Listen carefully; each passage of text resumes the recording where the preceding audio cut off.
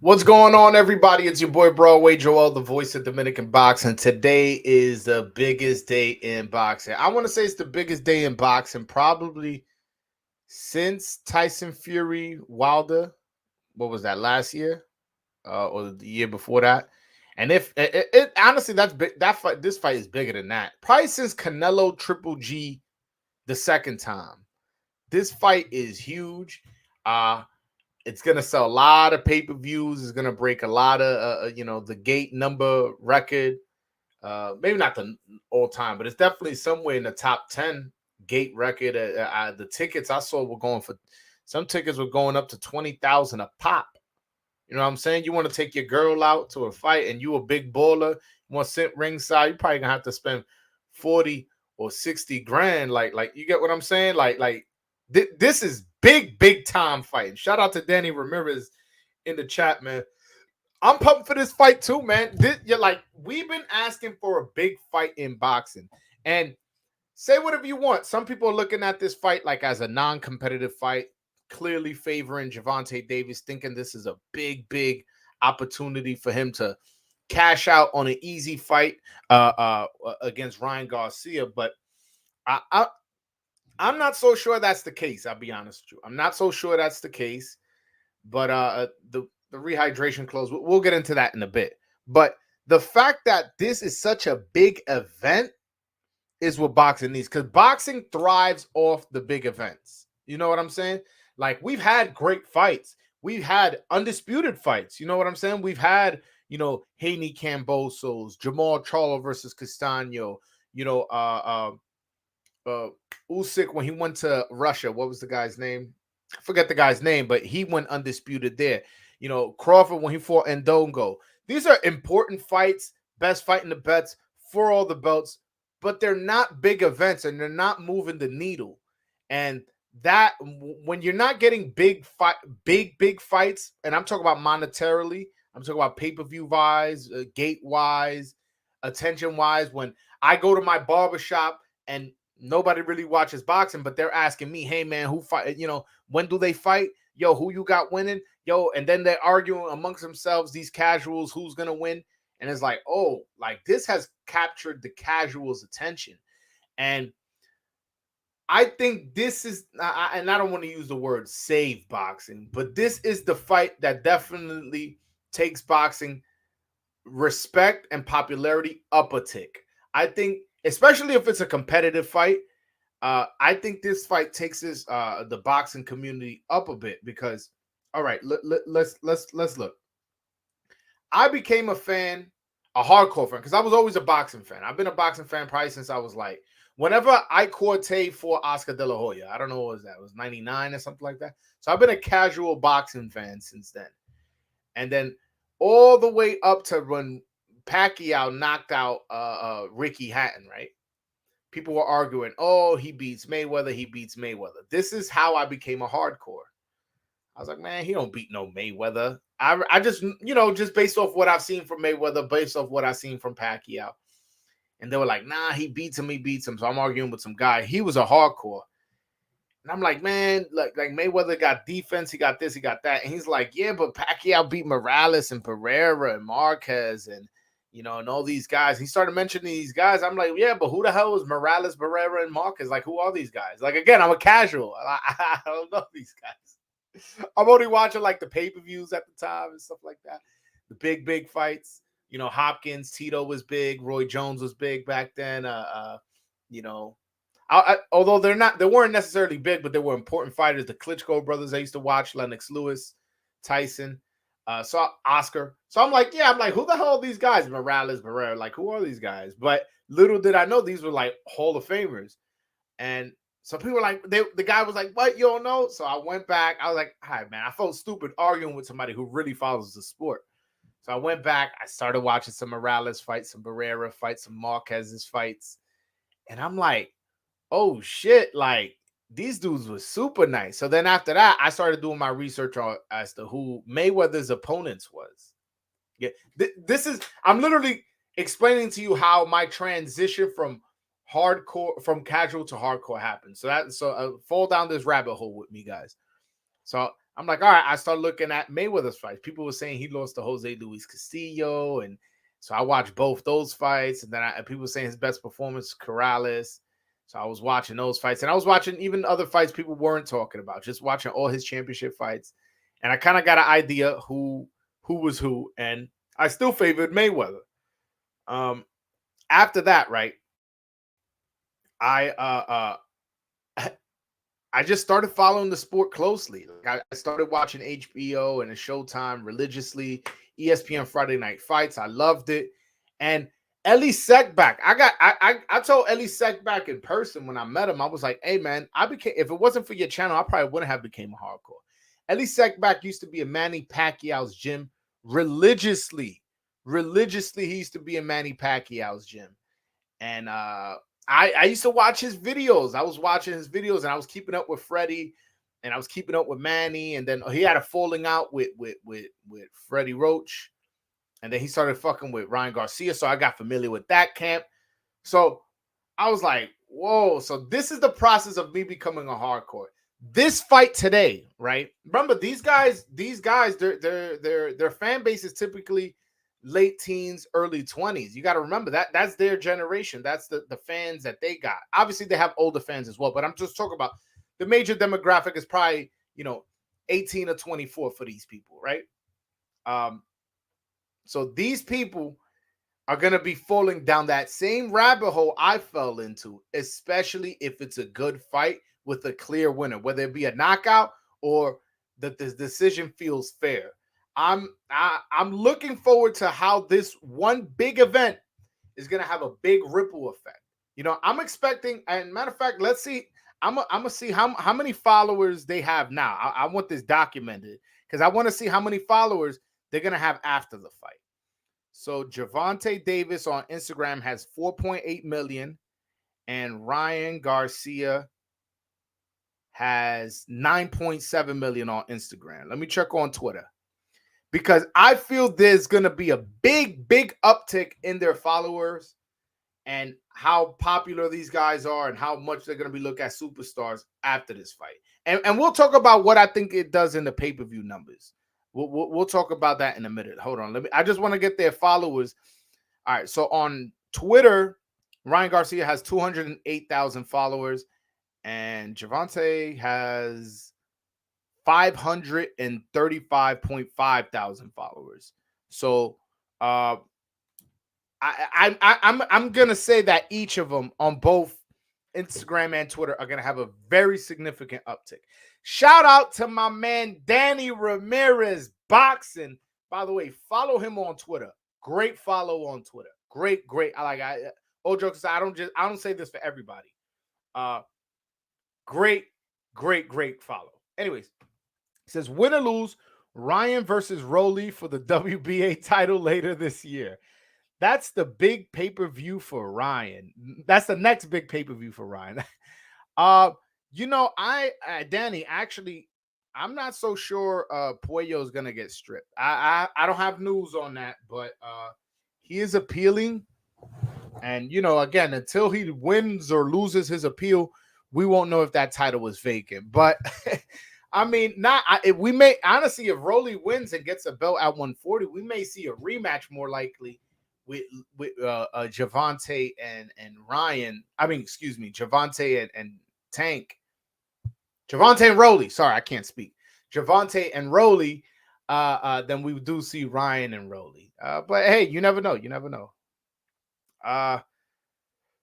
But yeah, man, this is a big fight weekend, and it's been a while. And by the way, eventually I'll start this into a fucking live chat party, a live fight party, because Joe Cordina will be fighting Rakimov in a bit. So I don't want to miss that fight. Today's a big fight weekend, so that's a championship fight too. A championship fight at 130, same division as my brother Hector Luis Garcia, who I think Hector Luis Garcia is currently has the best resume at 130. I'll be honest with you, dominating Chris Colbert on short notice, then dominating Roger Gutierrez in his next fight for that WBA strap.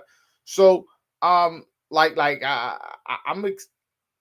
think he's the best, but Hey man, Joe Cordina. I like Joe Cordina. Joe Cordina is a good fighter, big power, coming off a sensational knockout. Rakimov, we seen with JoJo, good performance over there, but I honestly did not like his last performance against Zelfa Barrett. I felt like he was losing that fight up until this dude hurt his leg. Zelfa Barrett hurt his leg, and I was like, oh man, what happened? And then boom, the fight just couldn't continue. Hold on, I'm gonna put the link in the chat for anybody who wants to call in, chop it up with Broadway. You know what I'm saying? Talk some Tank Ryan. You know what I'm saying? This is a big. This again, we're not gonna get a bigger fight this year. Like Canelo Benavidez could happen later this year, and it won't be as big as this fight. And I just said the name Canelo. You know what I'm saying? Usyk and Fury could fight later this year. It won't be as big. Oh, you know what? Heavyweights, you can't underestimate. You know you know you can't underestimate their respect. You know, like people pay for heavyweight boxing, but I still don't think it would do more pay-per-view numbers. So no, I even if that fight happens, I mean, you could count the Saudi money, but I'm talking about pay-per-view wise, ticket wise here in Las Vegas or in America. I don't think. I mean, shit. If that double header, or that Fury Usyk and Wilder Joshua double header was to happen, which I don't think Wilder will ever fight on Fury's undercard, that would be bigger. I'll be honest, that would be bigger. Forget the pay-per-view numbers or whatever. There will be a lot of eyeballs on that fight. A lot of eyeballs on that fight. So I'm definitely not going to discount that. Al Simmons, I don't know about Subriel Matias when he's fighting next. I do have a prediction as to who Subriel Matias will be fighting. I predict he will be fighting Gary Antoine Russell. Gary Antoine Russell mysteriously just wound up in the IBF rankings. He's a PBC fighter. Subriel Matias is a PBC fighter.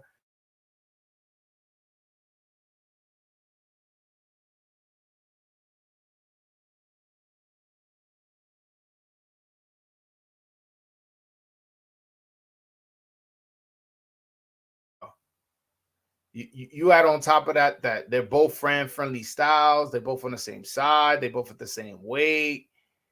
I don't know. I think that fight happens next. Like, I mean, the only thing I will say, not Puello, Gary Antoine Russell team did say like they want to step him back a little bit, I guess, because his father died. He was going to fight Ken Cruz, but then he got injured. I'm not so sure what's going to happen on his side, but I think that's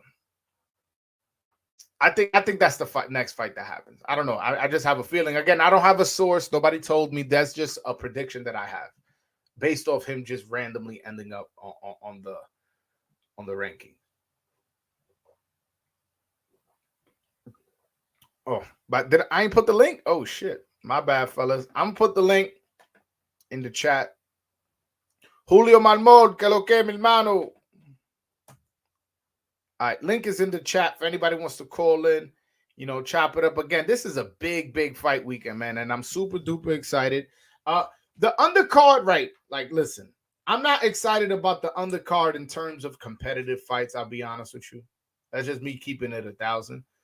But I am excited to seeing Elijah Garcia again. He had a fantastic performance. I believe it was in February. I could be wrong on the month, but I believe it was in February against Vidal, an undefeated fighter. Like, whoa, he knocked this guy out. And this is somebody who, Samson Lukowicz have been investing in. I know Uruguay doesn't particularly, produce much, champions and good fighters. But hey, man, the guy was undefeated. Guy had been on TV before, had a good record. And Elijah Garcia went out there and stopped him. And, Vidal was training with Bob Santos. Yeah, one of the best trainers in boxing currently training him. I'm like, damn, and he got stopped like that. I believe it was in the 4th round. And he did it in such a fan-friendly fight. And I've seen Elijah Garcia fight in person, too. He was on the Frank Martin, Michelle Rivera undercard. And I remember seeing him then. And I was like, whoa, like this guy can punch. This guy's good. This guy's entertaining. So I'm definitely excited to see him again. Whether this guy is, gonna provide much resistance. He is, from what I understand, a 154 pounder, really, that they're moving up. It's kind of like a showcase fight for Elijah Garcia. But I'm excited to see him again, especially in such short distance. You know what I'm saying? It's not like the guy last fought in October and now he's getting a fight. You know what I'm saying? It's like, nope. He fought in February, now he's fighting in April. It's kind of like boom, boom. And same thing with David Morrell. David Morrell, he's gonna be fighting Yamaguchi Falcao, who is did he win gold or silver? I believe he won gold. I could be wrong on that, so let me check. I don't want people saying, "Bro, were you getting it wrong? He won silver, not gold." But I believe he won gold. Let me double check that before again. I'm out here, capping, as the young kids like to say. He does have one loss. He suffered that one loss to hold on a second, to Christopher Pearson.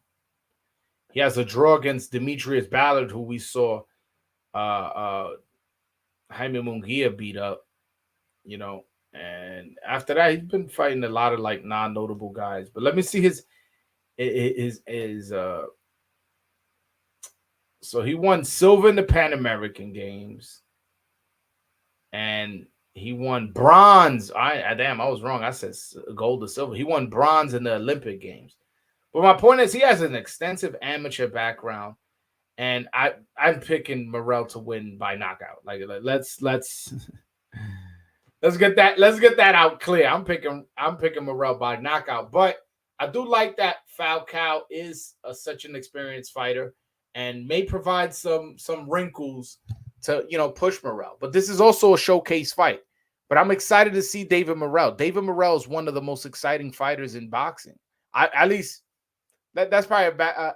I probably can't say that just because he has so little bit of fights, but in those little bit of fights, you look at the record of the guys he's fought and how entertaining and dominating he's looked.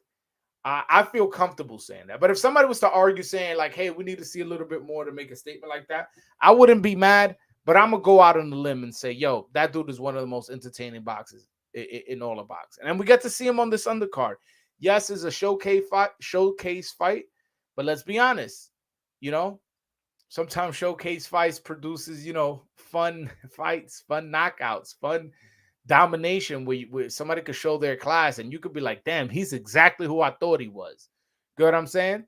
So let's not dismiss those fights just, and then also in between those fights, we got Beck the Bully, Melikuziev fighting on a rematch against Gabe Rosado. He, in the first fight, was dominating Rosado, dropped him, and he came in too aggressive and got caught slipping and got put to sleep by Gabe Rosado. And Gabe Rosado won knockout of the year off that.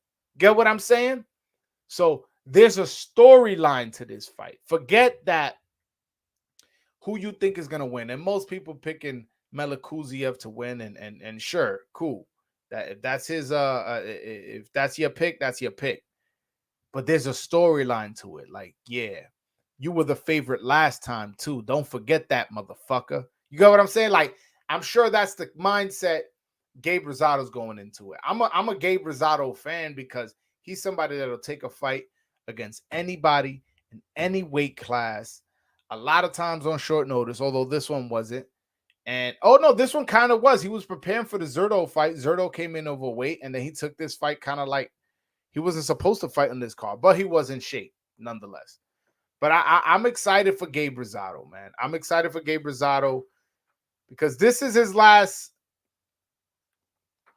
I want to say if this is his last, like, hurrah. This is his last time on big TV, and it's on the biggest card of the year, possibly the last, 5 years. You know what I'm saying? So I'm like, whoa, man, like this guy's gonna get a big opportunity. He has double-digit losses, got stopped by Triple G, got stopped by Peter Quinlan, had bad decisions go against him, had close decisions where it was 50-50, definitely go against him. And he's had every bit of bad luck. Scored an upset against Melikuziev. And now is getting another opportunity to score another upset on the biggest card of the last 5 years, I want to say. Definitely the last 5 years. So I'm excited for him. Again, I'm a Rosado fan just because of who he is. I don't care that he has 100 losses. Like cool. I don't care how many losses he got. And that's another thing. Yo, just because a guy got a lot of losses don't mean you can't be a fan. I was a fan of Emmanuel Augustus. Sorry. I was a fan of Mickey Ward. I was a fan of who else? Glenn Johnson. This, like, you don't always got to root for the guys in the pound for pound list. Like, you can have fighters that are not world championship level, or maybe they won a belt and lost it in their first defense or second defense, and still be a fan of them. Like, again, these are the guys I just mentioned. I was a big fan of Delvin Rodriguez. Big fan. He fought for a world title but never became champion. Who else that I was a fan of? Currently, he does have a belt, but currently, one of my favorite fighters is Luis Alberto Lopez at 126, the Mexican IBF champ. I love his style. I like how awkward he is. I think he has talent. I think he's a good fighter. Yes, Danny. Look. I remember Rosado was a mandatory for a belt at 154 and chose to fight Triple G at 160. Rosado is that dude. He never took the easy route. And on top of that, Danny, his promoter put in the clause that the fight was supposed to be at 157 for a catch weight to make it more even for Rosado. And Rosado found that out, and he was like, yo, that's some bitch shit. I'm not going to do that to Triple G. I'm going to fight him at his weight. Put the fight at 160. Now, wasn't exactly the smartest idea, I'll be honest with you. He ended up getting destroyed. I was actually at that fight. That fight was at the Hulu Theater in Madison Square Garden. I was there. It was on the undercard of a Mikey Garcia fight. And man, he got beat up pretty bad. It was blood all over. And you know what's funny? I went to the bathroom and I ran into him in the bathroom. And his face, I want to say his head was swollen. He was there with big dark shades. But you could see how red he was from the beating. And I was just like, yo, I got a lot of respect for you, bro. And he just said, thank you. And then I said it again. I was like, nah, but a lot of respect. This is after we left the bathroom, by the way. And I seen him in there, whatever. I washed my hands. And then when I walked out, some girl there was waiting for him. So I don't know if it was his wife or his girlfriend, whoever she was. So they were talking. And then as I was walking away, I told him that. I told him twice. I was like, I respect you. And both times he just said, thank you. He ain't saying not one word more, not one word less. I was like, all right, cool. And then I walked and I went back to my seat. But I've always been a Gabe Rosado fan. Again, I don't care. He may lose this fight. I'm still going to be a fan. He may win this fight. I'm still going to be a fan. Again, shout out to Rosado. Best of luck to him. But by the way, in the chat, man, type in your prediction. Who winning? Ryan the Tank. Let me know. Let me know who y'all got winning. Because this fight, again, I think is more competitive than what people think. I'll be honest with you. But at the same time, if you think I'm bugging and you like, yo, this dude Broadway, man, he need to let that Ryan shit go. Don't he know he dehydrated? Isn't that what Tank was telling him the whole time? Yo, you ain't eat. Yo, that's another thing, right? Let me bring up the press conference that happened on Thursday. Yo, I thought Team Ryan won that press conference. Crazily, they won that press conference. First of all, Ryan was cooking Tank with the words and stuff like that, and manipulating everything. Letting the narrative talking over Tank, where Tank really couldn't get his point across, not answering his questions. I felt like he took control of the mic and controlled the room. So he definitely did that. And then when fucking Oscar De La Hoya went up there and was like, yo, Tank's team, maybe they're not that confident in his skill set because, they added all this rehydration clause and all this and all that. But we're confident in our fighter. We didn't put no stipulations in there. Yo, and then Leonard Ellaby gets on the mic, right? And then starts talking about personal shit about fucking Oscar. Oh, you was sleeping at the wheel. First he said, oh, that's what the A side does, blah, blah, blah. I mean, not all A sides like that, Definitely not all A sides put catch weights and rehydration clause. Some do, but they get heavily criticized when they do that. And none until in history have done both at one time. But that's neither here nor there. He starts bringing up, oh, we took away all your fighters while you were asleep at the wheel. We took all your fighters and this, that. And first of all, we is too many people. Just because you do business with Al Heyman doesn't mean that you are a part of what happened with Al Heyman and Golden Boy Promotions. I wouldn't be surprised if for the Canelo Mayweather fight, Oscar made more money than Leonard Ellaby because it was really his promotional, team that ran that fight. You know what I'm saying? And like, who does Leonard Ellaby got now? Like, he don't got Tank no more, and he don't got Floyd no more. Like, who else does he promote? He doesn't promote anybody. So for him to be up there, and I don't know what he was doing up there, to be honest with you. Some people saying that he was there as a paid advisor, but I mean, all right, you there as an employee. Like, Oscar De La Hoya is there as a boss. His fighter is in the main event. A former fighter of yours is in the main event. So let's not like the way he was talking all tough and shit like that. I don't know. I found that weird, very weird.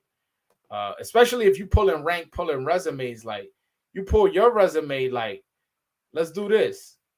Like, you see Tom Brown, TGB Promotions, and Oscar De La Hoya, Golden Boy Promotion. Those are the two promoters on this card. I don't see no Leonard Ellaby, no Mayweather Promotions. The one fighter you got on this card, and by the way, Oscar De La Hoya has multiple fighters on this card. The one fighter you got is 5-0, Jaleel Hackett, and he's fighting a guy who's 3-3 with 2 draws, and those 3 wins all by decisions. And he's from Davenport, Iowa. Like, you see what I'm saying? Like, yo, I don't know, man. It's so weird. Yeah, I keep hearing Jaleel Hackett is something. Excuse me. I keep hearing Jaleel Hackett is a good fighter. Honestly, I haven't seen him fight. But and you're probably like, damn, that's another shot at Ellaby. Not even. He's 5-0. Like, I if they haven't put him on TV, it must have been on fights that I've missed. But I'm not familiar with him, but I have heard good things, so I'll check him out. But my point is, Danny, like, yo, my man is talking like talking down to Oscar when really Oscar got more of a reason to be up there. Like, yo, literally, I was at the New York press conference, and I ain't interviewed Ellaby, but I heard people interview him like, yo, why were you on the stage? Literally, like, not even on some funny shit. They were literally like, oh, I thought he wasn't your fighter anymore. And he was like, no, he's not, but we have a good relationship, this, that, and the blah, blah, blah, blah. It's like, all right, like, I don't understand, man. I don't get it.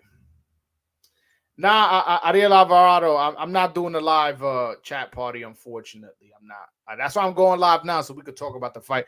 I will be doing a live chat party for the Rakimov Cordina fight that's about to happen right now, because I'm going to be live, and fuck it, why not? Why not do a live party? But I'm live right now, so if you want to call in or talk about the fight, also everybody who's watching, type in who you think is going to win and how. You got the one that I find interesting is Julio Marmol got Tank winning by unanimous decision. I don't think this fight goes 12. Either way, somebody's going to sleep. Somebody going to sleep. I got Tank, and I'll be honest with you. If there was no rehydration clause, I probably will be picking Ryan. By the way, Ryan came in at 144.9, and he couldn't have come in at 146 or higher. So he came in 1.1 pounds under. Now he has all the right to try to rehydrate as much as he can, for the next 8 hours or whatever, however long it'll be until he gets in the ring. But yeah, no, that's how the fights are gonna go. That's the situation. I'm picking Tank by KO due to the rehydration clause. I feel like if there was no rehydration clause, I would have picked Ryan, and that's even with or without the rehydration clause. That's still an unpopular pick, and I'll explain why I would have picked Ryan. I do think Ryan significant height advantage is one of the reasons why I would pick him. I saw in the Fortuna fight something he did where when he would, because the problem with Ryan is his footwork. He doesn't really know how to go side to side. It's kind of north and south.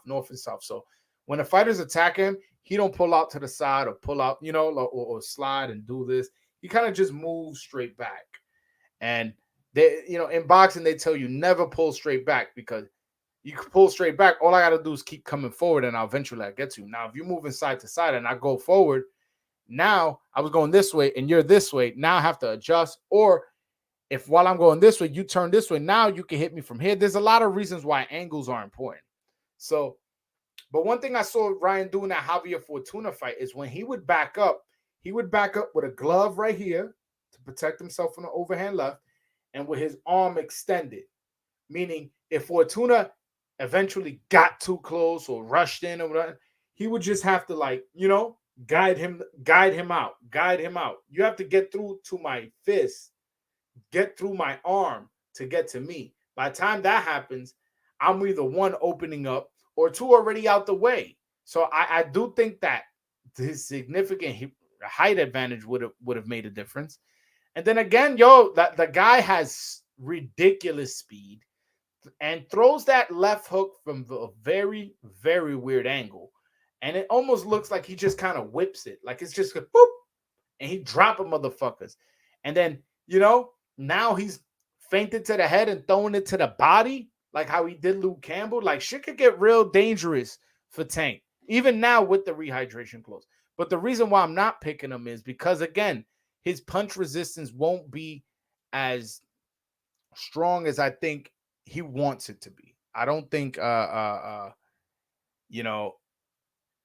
cutting down and not making a weight. Cutting down and all the way and holding his weight up until a certain time in the day, the next day. I think that's gonna affect him. I really, really do. I really, really do. But yeah, man. By the way, link is pinned to the top of the chat for anybody who wants to call in.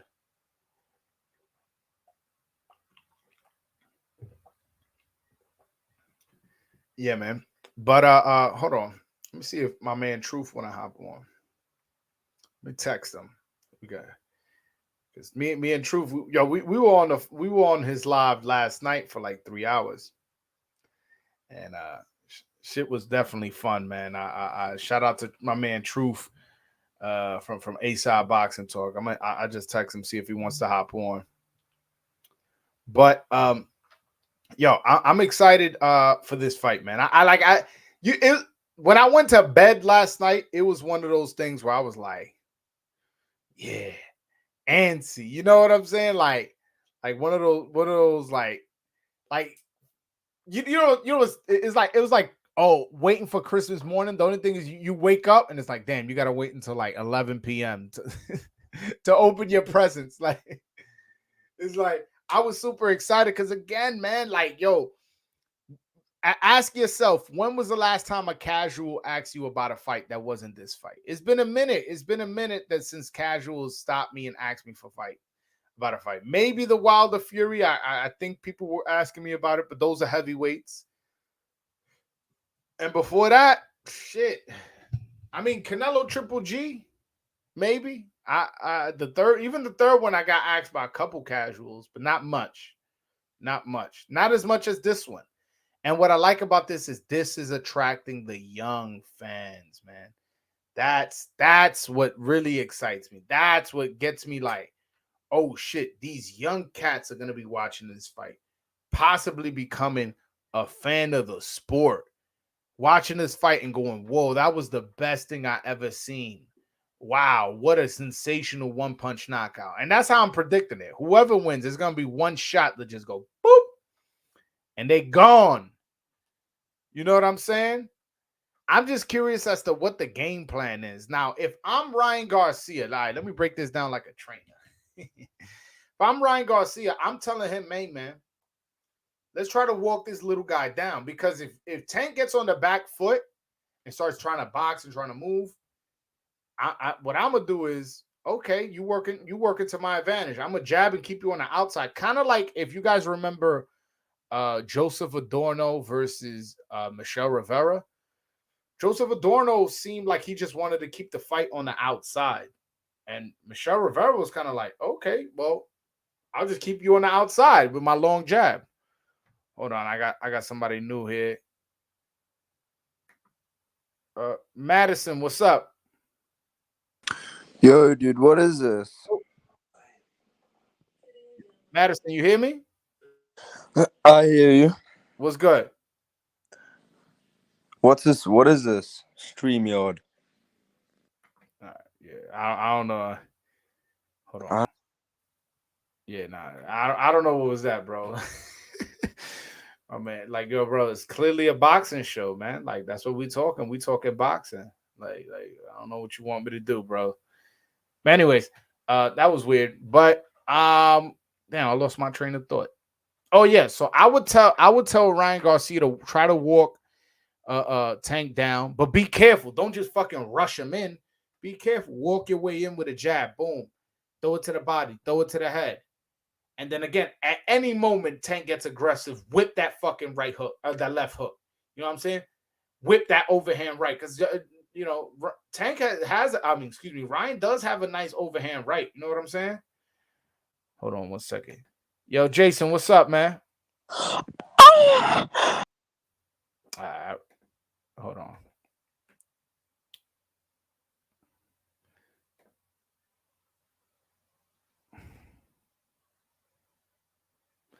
All right, cool. All right, that guy got thrown out. I don't know, man.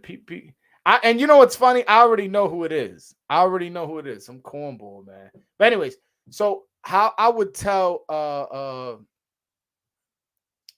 my man Tank to do it is try, you know, keep stay on your toes, moving to the side, whew, coming around, boom, coming around. Try to keep Ryan Garcia thinking. Keep Ryan Garcia thinking about the side to side movement. You got his focus like that. He's trying to more stop you with his eyes to land his left hook, as opposed to stop you with his fist. You get what I'm saying? And then from there, you could throw your counter shots, move around, but you got to be careful with the defense, and that goes for both fighters. That's why I mentioned my recommendation for Ryan Garcia would be to walk Tank down, walk him down, boom, keep coming forward. Not like, I know you tall, walk him down, but at a distance, at your distance, boom, using your jab. You know, try to hit him where he can't hit you. Stay at that distance, and make Tank come to you, because when Tank comes to you, he's coming to your power. And Tank is such an explosive fighter. He'll jump in. And I don't mean that in a negative way. He'll jump in a positive way. What I mean is, A-Side, what's up, brother? Yo, my boy was good. Chilling, man. What's going on, man? Just breaking down this fight tonight, man. I'm giving the breakdown as to who I think would be like how I would handle this fight if I was a trainer. Well, here, let me hear you cook, man. All right, cool. So the way I would do it is I Bro, I would tell. just farted. Did you not hear it? Hold on 1 second. Yo, damn, I'm getting mad. Trolls, man. Anyways, so yeah, I would tell Ryan Garcia to walk Tank down, use his jab, try to hit him at a distance where Tank can't hit him. And then I would tell Tank, try to use his footwork moving side to side and you know, try to keep Garcia's mind and eyes busy trying to keep up with you with your footwork, because that's something he severely lacks in. And then again, I break him down, hit him to the body. He's never been 12. You've been 12, and he's also never been at this level. You have been at this level, so you just keep hitting him to the body and try to keep breaking him down, and you know, knock him out in the later rounds. That would be my advice for both fighters. I How do like you that though. how would you do it? If I'm Joe Goosen, I'm telling Yes. Ryan, Yes. we're gonna do our best to keep a jab in his face. As far as Tank, you're gonna try to keep a jab in Tank's face. You want him moving front to back and not laterally. Now you ain't gonna be able to stop his lateral movement. I don't think Ryan Garcia footwork is that good, but you want him on his back foot. You want him reacting to you, and you don't want to throw no lazy punches. So none of you know how some guys, they'll put out like a lazy jab to kind of measure the distance. We don't want to do none of that with this guy. You know what I'm saying? Because he could time that shit up super quick, and we do that once or two times or show that habit, and next thing you're gonna be looking at the lights. So I mean, I think try to pressure him, try to push him back, maybe tie him up a little bit. You know what I mean? Lean, even maybe if you could, tie him up and lean on him, trying to, you know what I mean, hit him in the punch on him in the clinch and shit like that. You know what I'm saying? But you definitely don't want to get this guy time to think. You definitely don't want him holding center ring on you. You don't want him holding center ring and you trying to walk around him, because lateral Ryan don't really use his lateral movement that well. Mm-hmm. You know what I mean? If I'm Tank, we do the same thing. We come out and do first 3 rounds, observe habits, see where Ryan lacking at, test his power, you know, maybe see how hard he hit, you know, check him out and shit like that. But then you just working the body. You working the body, you working the body, you working the body, and then you exploding upstairs and shit in due time. Ryan gonna make a mistake. He's gonna lapse. He's gonna get tired, and we're gonna take him late. Take him in the Why do you why do you say he's gonna get tired? I think that this is wrong. I mean, so personally, well, I've seen him get tired late in fights, in a takeover fight specifically. I seen him get tired in that fight late, where he wasn't holding his hands up. He was kind of winging punches. It was clear that he was a little winded. Now you could say that was the first fight back that he had. It was a 12-rounder as well. I think going into this fight, it's a lot of pressure. I think Ryan got a lot of pressure on himself. I think we can't discount the fact that this is his first time on this big stage. You know what I'm saying? He's never been a headline to show in Vegas where it's fucking sold out crowd and all of this lead up and build up. He never been a part of a fucking weigh-in like that. You know what I'm saying? That's true. That's true. So again, and again, and you know, and I could be wrong about that, because you know a lot of people said the same thing about Bivol, but Ryan Garcia is no Dimitri Bivol. You know what I'm saying? So again, I just think he'll have some nerves. He'll be a little tired. Tank gonna be going to his body like he's gonna have to be on point 24/7. Like this is not like any other Ryan fight that we've seen before. Nah, hey, listen, man. I don't want to discount those points. Is definitely as far as the experience of a big moment, like that is worrisome. But there's something about how my man talks, Ryan, I'm speaking about. Yeah. Talks so confident, talks like it's almost like a foregone conclusion he's gonna win. And I'm not saying that he is gonna win.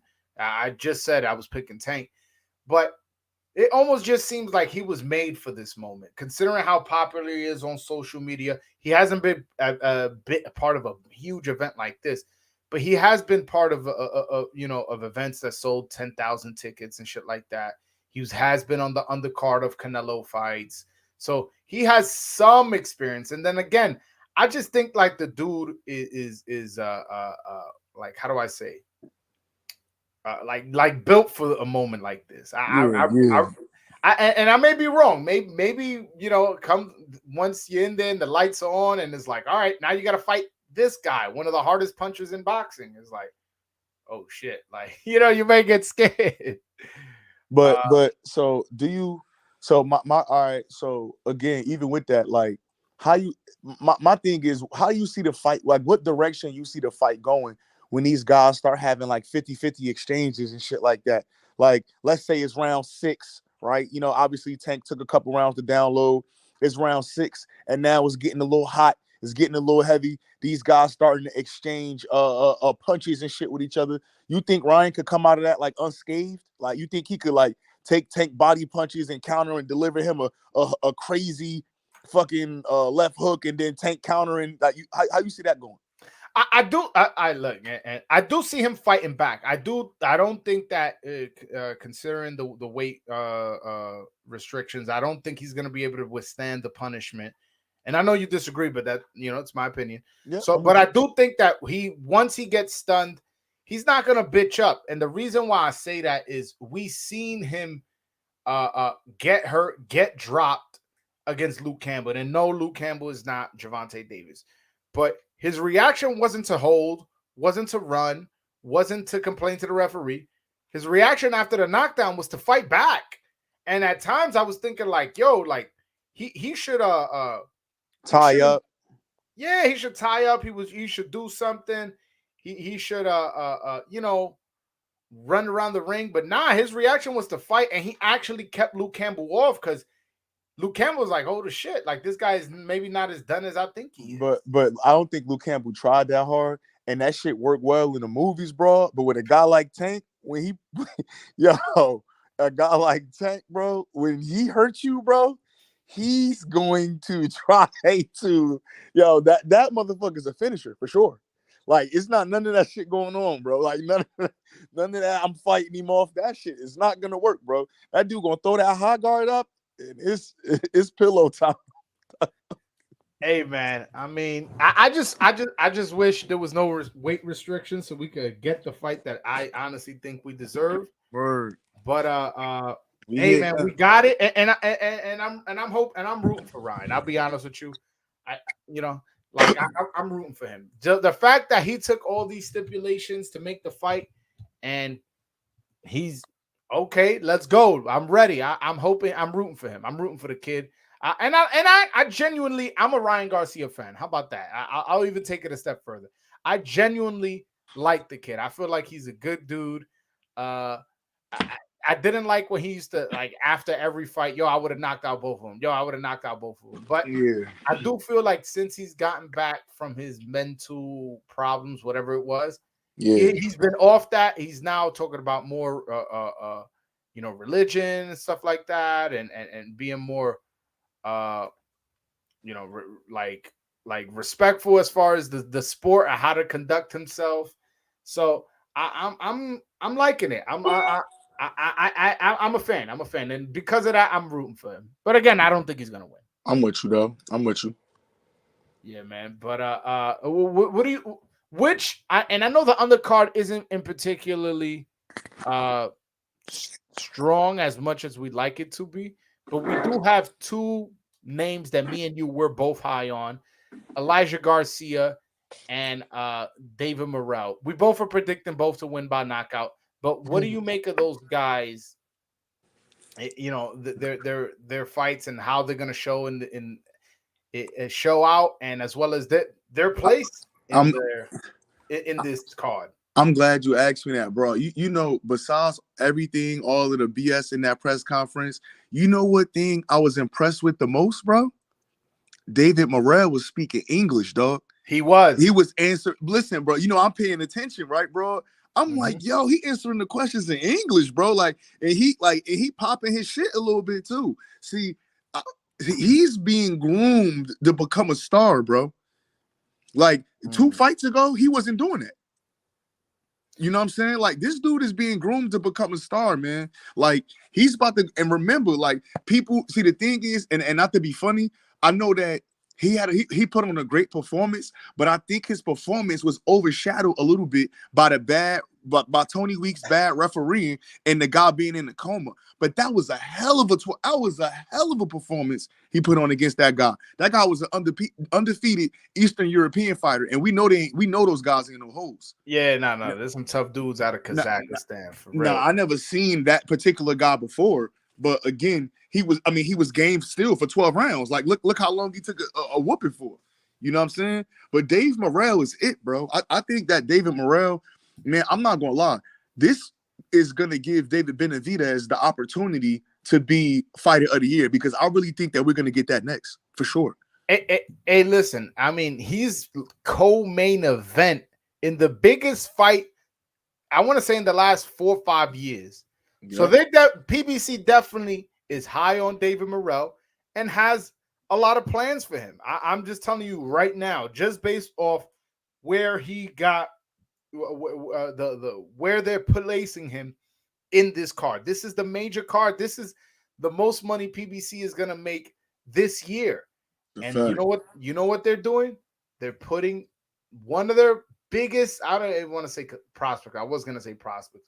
One of their biggest talents that they feel they have as the co-main event in a showcase fight. And the purpose is for him to score a fantastic super knockout or a dominant decision or whatever, where people go, wait a minute, who was that Cuban guy? That big, tall southpaw Cuban. Who is that guy? I want to see him again. And then if his next fight is against David Benavidez, the guy people saying Canelo is ducking, the guy who just, had a really good gate number at Las Vegas in a pay-per-view against Caleb Plant, a common opponent with Canelo. Oh, shit.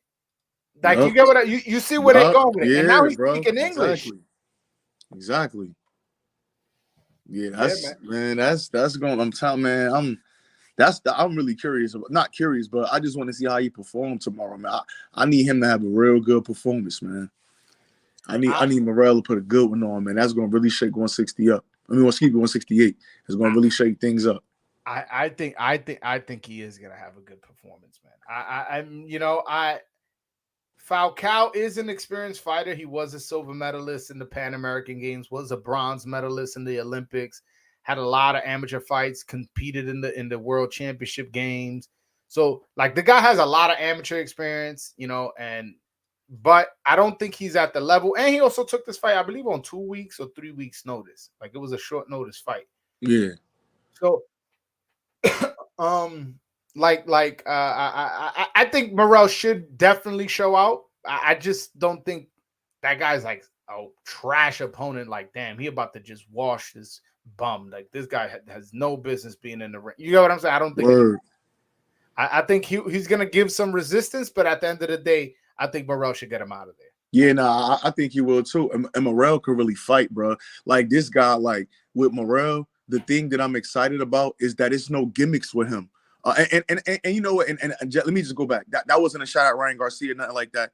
But it's like with Morrell, we talking about a complete fighter. We talking about somebody that's a very strong fighter, got very good ring IQ, good movement, know how to put punches where he's supposed to be, could go through the gears on you. Do a lot of different things, bro. Like, very good defensively, good movement. I mean, a lot. It's like he got a lot of upside. It's not that many glaring flaws in his game. It's nothing that is like, well, yeah, we just need to see him against them guys. Like that, we just literally need to see him against them guys. Hey, man, hold on. Michael Blunt, shout out to you for the $2 super chat. I don't see a message here, so if you want, all right. Yeah, he said, all love, my guy. Nah, shout out to you. Definitely all love to you, Michael Blunt, my little bro. I appreciate you, my man. No, but yeah, I haven't seen no flaws. I've seen he has that beautiful Cuban footwork that we love to see. He has power. We've seen him go 12, so he has stamina. And I met David Morrell. I have a picture with David Morrell. Yo, that dude is just as big as me. Yeah, like, me too. Yeah, I met. Yeah. Yeah, like I was like, damn, like, yo, I can't cut down to 168. But I felt like he was just as big as me. I'm like, damn. And then he shook my hand, bro. I think I told you, yo, his hand grip was crazy. He was like, hey. I was like, God damn. So he's definitely he's definitely a force to be reckoned with. A force to be reckoned with. And I'm high on him. And I'm excited to see him. Yeah, it's a showcase fight, but hey, listen, at this point, I'm getting a fight that I've been wanting to see the last 2-3 years. I'm not going to complain too much about the undercard. Do I wish the undercard was more better? What was better? Yes, but hey, listen, at least they're giving me two guys that I want to see. I want to see, like, after that fight with Vidal, I was like, when's the next time Garcia's fighting? No, that's a fact. And I'm sure PBC thought that too, in a sense. Oh shit, we're high on this kid. Let's put him on the biggest card that we have ever in the last 4 or 5 years. Same But thing see, with Morale, and the same thing thinking with Morale. What's up? what really so again, just the small details. What really kind of made me feel a little like this guy is ready, or they really see something in him. When he did his post fight, he talked about being signed to Tom Brown. I don't really hear guys say like, yeah, Tom Brown is my promoter. Now we know that he throws on the promotions, but I mean, is there a specific list of Tom Brown fighters? You can go get a list of Samson fighters. You can go get a list of Eddie Hearn Matchroom fighters. But I've never, I mean, unless you got one that I've never seen, I've never seen a list of Tom Brown fighters. So when he said, hey, Tom Brown is my promoter, now I'm thinking like, you know what? It might be a situation where, some guys are advised by Al Heyman specifically. You get what I'm saying? Yeah, So I just typed in Tom Brown's promotions on Google, and they don't even have a website, bro. yeah. So and like I said, I mean, but everybody knows TGB Promotions. We all know like who TGB is, but for him to say specifically like, yeah, I'm signed to Tom Brown, like that's my promoter. Like, you know what I mean? So that kind of showed me that I mean, now maybe there are other fighters and they just don't really talk about it in their post fights, but you would think like, I mean, and I've never even heard nobody after a fight like, I wouldn't think Tom Brown. I never heard that. Like, you know what I'm saying? Yeah, Man, I could be tripping, but you know what I'm saying? That's why I think that they really think it's something special about this kid, and they really want to move him to get a belt, especially with this weak division, man. This division is very weak right now, so he can reign and do his thing. Yeah, nah, for sure. Yo, Peter, what's going on, man? What's good? What's good? What's up, man? Yo, first and foremost, bro, my fault for interrupting. I just want to say thank you, bro. I'm Dominican. I'm from New York. Not too many Dominicans from New York love boxing, so shout out to you, my boy.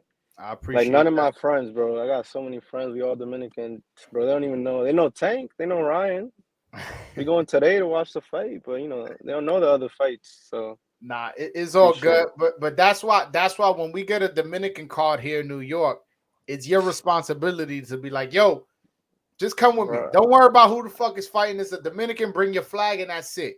They go to an event. I'm in there. Adames gets a fucking crazy knockout. Oh shit! Now they Adames fan. They want to follow him on social media, and that's how the movement starts. So that's what I always tell people. Like, you're responsible for creating your friends' fans of the sport, but they just need to bring the events to New York. Where in New York you from? I'm from Dyckman. Right now I'm in Harlem. I'm in Broadway, ironically right now. But all right. You on my street? Yeah, I'm in 151 right now. I'm about to get a sandwich from some fire deli down here, bro. I know tato. What's going on, man? What's your thought on tonight's fight? Ryan versus Tank. Honestly, I'm gonna go to Inwood Bar and Grill, watch it. I'm taking all my friends because there's a fight they know, and I told them all, yo, it's gonna be a knockout. So bet either I'm on FanDuel. I don't know about you, but I put Tank 7th through 12th knockout or Ryan anytime. Those two. I feel like. What are the odds of those fights? Do you remember? I think Tank 7 through 12 was like plus 200. Plus 200? Damn. Yo, I was looking at one. I think it was like 9 through 12 for Ryan. It was like plus 4,000 or some shit. I was like, I might just throw $20 at that shit. Have it. Throw 5 on that, bro. You chilling, calm little son. Yeah, right. If I lose it, it's only fucking $5-10, whatever, $20. And shit. If you win it, you the happiest man like in the whole room. Yeah, man. Hell yeah. I'm looking forward to it. But so they charge you at the door at that spot you going to? Nah. So I called. I made a reservation because they host a lot of fights there. You should probably host something there. They have like a whole basement where it's like private. It's pretty cool. What's it called? What's it called? Inwood Bar and Grill. It's on by 204 and like Broadway. Oh, I think, and it's like on the side, and it has a big TV in the back. Yeah. I know what you're talking about. Yeah, I told them, I was like, I need to be in front of that big TV, bro. I made the reservation a couple days ago. Yeah. You know what? I'm gonna hit them up because I need to do like a watch party there. Like, let's say for Dominican fights or some shit. Like, since they're not bringing it to New York, we all just get together there and watch it together. That's a good idea. Yeah, bro. And I'll pull up. I'll bring my friends. They don't know boxing with it. They need an excuse to drink. So Just tell pull them, yo, out. I hookah, I bebida, just come through. Yeah, I That's just it. thought. Bring your flag. Yeah, I'm a Boseo. Nah, but Yo, yeah, talk. that's What you think about an undercard? Have you seen David Morrell and Elijah Garcia? Are you familiar with them? yeah. I knew Morel from before because I'd be watching all the fights, but I wasn't too familiar with his opponent. I saw his fight. If I would bet Morel knockout. I feel like you said earlier in the stream, he's gonna be a superstar. So I feel like watching him now is pretty exciting. Like I'm looking forward to it. For sure, for sure. Who do you think is going? Who do you think is going to win, Loma or Haney? I got Haney. You got Haney. Yeah, I think if this fight was 3-4 years ago, I would have picked like back when what's his name when Haney was Teofimo? calling for Loma and Loma had all the belts. I would have picked Loma. Now I'm picking Haney. I think Loma's a little bit older and Haney's only gotten better. So I just think that the height and weight advantage is gonna be on Haney's side. So I'm picking Haney. How about you, Truth? I know you got Haney, right? How would you have felt if the fight would have happened 3 years ago? If the fight would have happened 3 years ago, I would have been more confident that Haney was gonna win. Right now, I feel like this fight is a little closer than people think it is. But really? I still got Haney winning for sure. Okay. That's interesting, I'm not gonna lie. What? So because of the weight cut?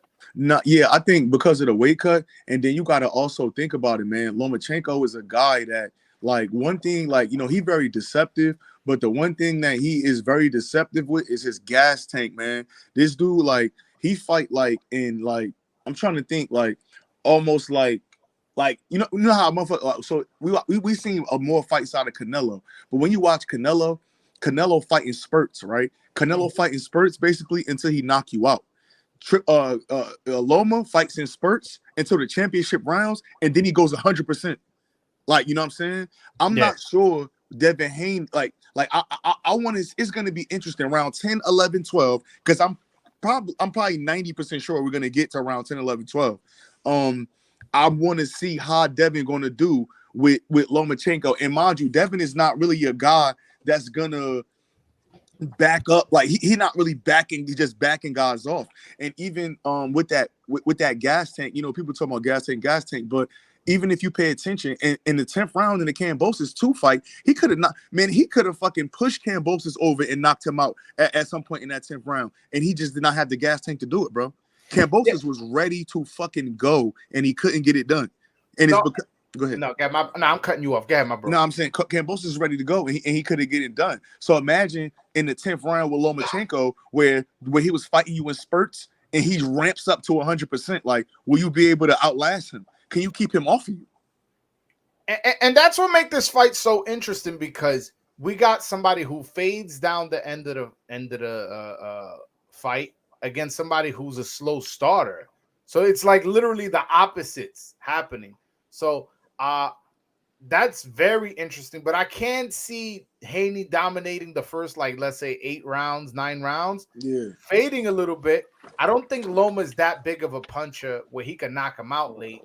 So I think that, he'll fade a little bit and then end up taking an L. So I mean, he'll end up fading, but he'll end up taking the W because he won the fight so in the earlier rounds. Listen, I don't know. But I see a world where Loma could win. I see a world where he can win. I just think that Haney jab is something that's really gonna bother Loma.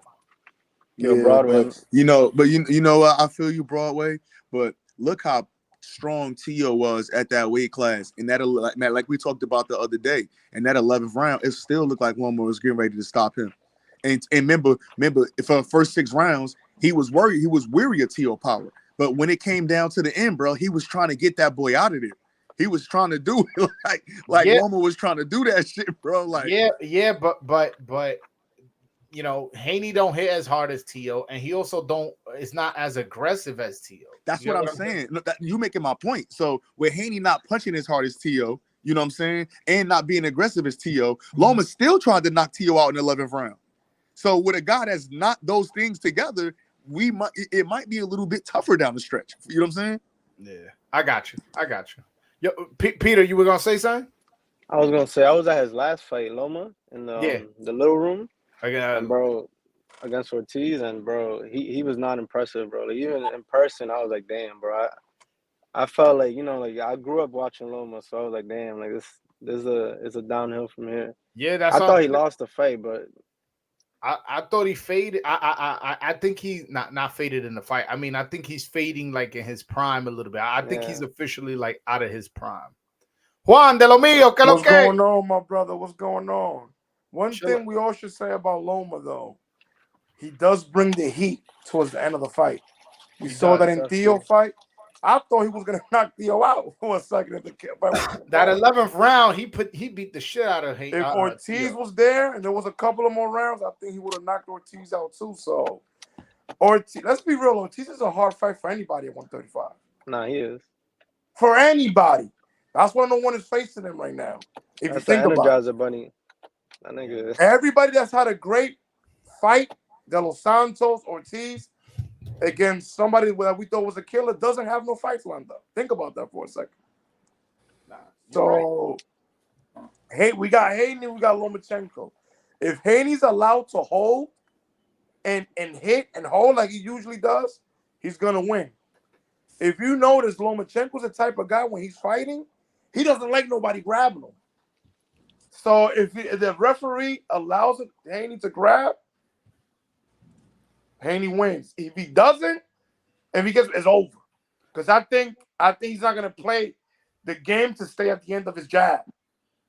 Loma's coming in because his arms are short, and we know he can move around that ring. No, and since Haney does fade down the stretch, we can't ignore Loma's body punching. Loma's a good body puncher. Say whatever you want. A lot of people criticize his skills, not his skills, but people say he's overrated and stuff like that. But he's definitely a good fighter, and he goes to the body well. He be touching motherfuckers up to the body. So, if Haney fades anyways, and then you got Loma going to the body consistently, he may hurt him and make him fade earlier than he usually does, or make him fade worse than he usually would. If he's not allowed to hold. Remember Salido in the last round? He was holding on to dear life. Literally, that's what saved Salido. Salido was out of there. I remember. As soon as this fight is over, that's the fight we're going to be lined up to. Where's it going to be at, Broadway? It's going to be in Las Vegas, May 20th. I'm surprised they didn't do it in New York with Logan. Yo, that's so weird. That's a New York fight, man. That's a New York fight. It got a New York feel to it. I don't know. It, like you said, it had the New York feel to it. That's a Madison Square Garden fight, undisputed lightweight championship fight. If it underperforms, that would be their fault for putting that over there. Yeah, I mean, I don't know. We'll see, but because Haney's from Las Vegas, so like I don't know if his hometown will really show up. Like, you know, he doesn't command an audience like that, man. I'm just shocked. And where the MGM? I think it's. I don't know. I think it's at the T-Mobile Arena.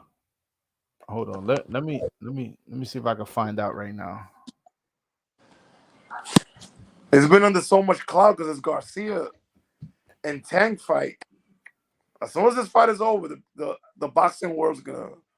Hey, Broadway. Let me. I want to clarify something I said too. When I talk about like Devin fade and late, I don't think Devin gas Tank fade late. I think his defense fade late. He start to jab less. His productivity is a little bit less. You know what I'm saying? He get a little bit more sloppier, I guess, like in his footwork and the way he like fucking handling himself around the ring, get hit with more shots. I don't think necessarily like he's like wild tired, but I just think like his fundamentals start to like lag like in them later rounds. You know what I'm saying? To where he could get clipped easy and shit. Like how he got clipped in the fucking fight with old boy. I know what you meant. I didn't think you meant like he gasses out where he's fucking holding and running and trying to just make the fight end so he can win by decision. I know what you meant. So what happens is when you get tired, what happens is that little step move to avoid that jab is a lot harder to do. Your body is like, nah, we're not doing that. You know what I'm saying? And since you're not doing that, you're getting hit with the 1-2 or you getting hit with a combination just because you're avoiding the first jab by just taking a step or two back. And you know, you start getting a little bit lackadaisical. You start getting a little bit lazy with your defense, and maybe lazy's not lax. This But probably he the does best. he does a great job though of holding your arm, of like when he gets tired, more like the Bernard Hopkins type of effect. Even Mayweather to the end of his career, where they'll hold you, where they'll get their shots off and they'll hold you real quick. Yeah, you remember in the Linares fight when he got hurt. The next round, he came out and was fighting all dirty, Grabbing season. holding, doing like all types Grabbing of weird season. shit. What was that? It was grabbing season. Yeah, my man looked like he was doing jujitsu out there. I was Even in the first fight with Cambosos, even ESPN brought it up. Like this guy was holding over. yo, over they put like a clinch count, like a clinch rate up. Like we like never that was the seen that in boxing. 74th clinch he made. They went crazy with that one. Bro, think about it. When you were a major network and you put on a fight like that, you don't want to fight to be like that, man. That was wrong at ESPN to do that. To be honest with you, You think so? Yeah, bro. Like how you? That's like embarrassing. Like I never listen. You want to talk about clinching, like Hopkins and Klitschko. Like these dudes used to fucking hold like crazy. I never seen them do that shit. But the thing is, it was bad on that fight. Broadway held a lot. ESPN is not a regular like Showtime. ESPN is a national network, man, and they put in this fight on their platform. And you know, you want to have exciting fights when you put big time fights like that. You know, you got to give it to them. Like the Cambosos and the Cambosos and Theo was on ESPN too as well, right? Yeah. No. Tio Cambosos, that was on the Zone. Because you gotta remember, it was on the Zone. Yeah, because Triller had won the purse bid, but then they couldn't put on the fight, and then they faulted on the purse bid, and then fucking the Zone ended up winning the purse bid because they were the second one, and the fight got thrown over there. I was at that fight, Cambosos Tio. I was at there. You enjoyed it? Yo, that was a great fight, bro. Like people get so focused on the upset. Like, yo, that was a fun fight to watch. And so I was there. I was upset because I was rooting for T.O., but I gave Cambosos the full credit. People, like, I remember people saying, like, oh, it was close. It could have gone either way. I was like, nah, my man. That fight 100% belonged to my man. And I would still like to see Cambosos in another fight. It's just that matchup wasn't good for him. He said you gotta fight Shakur. They offered him Shakur, and he said, like, nah, that's not a good fight for him. Nah, I'd rather see him with Lomachenko, two smaller guys, small hands. Hold on. Damn, Lomachenko got to fight, bro. Even Isaac Cruz, I would like to see him there. It's matchups. It's all about matchups. Those long-range guys, he's not going to do well against those guys. And the problem with Theo, he fought him like a pit bull. He tried to fight him like a dog and got clipped. Can't fight like that. It's called boxing, not fighting. You know what I'm saying? Who you got, bro? Who you got, Tank? What's it like? I got Tank winning. I want Ryan to win, but I got Tank winning. Who do you got? I mean, my mind. I mean, how can you go against Tank, man? We complete boxer. But you know the matchup is interesting. If he uses the range well and has that sharp jab, bam, bam, bam.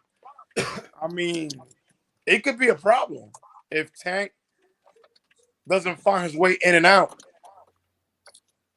We're gonna tell how weak Garcia is. If Garcia's not weak, we may have a long night. I just want to see how Tank handles if he lands one of those vicious left hooks. Wow! Like I just want to see like if his chin is like. Boom. If he fights him like Rolly, I don't see him winning that fight.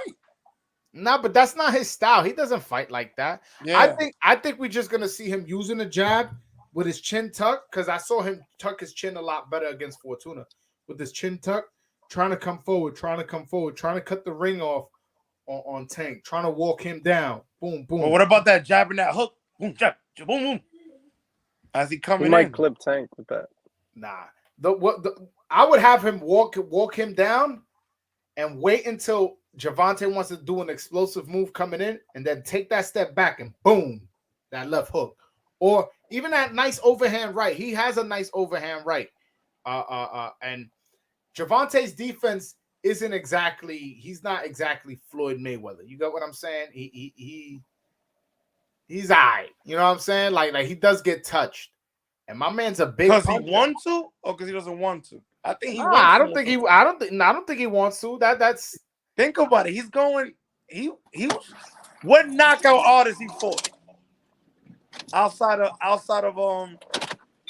Well, Cruz was a knock. Cruz had pop.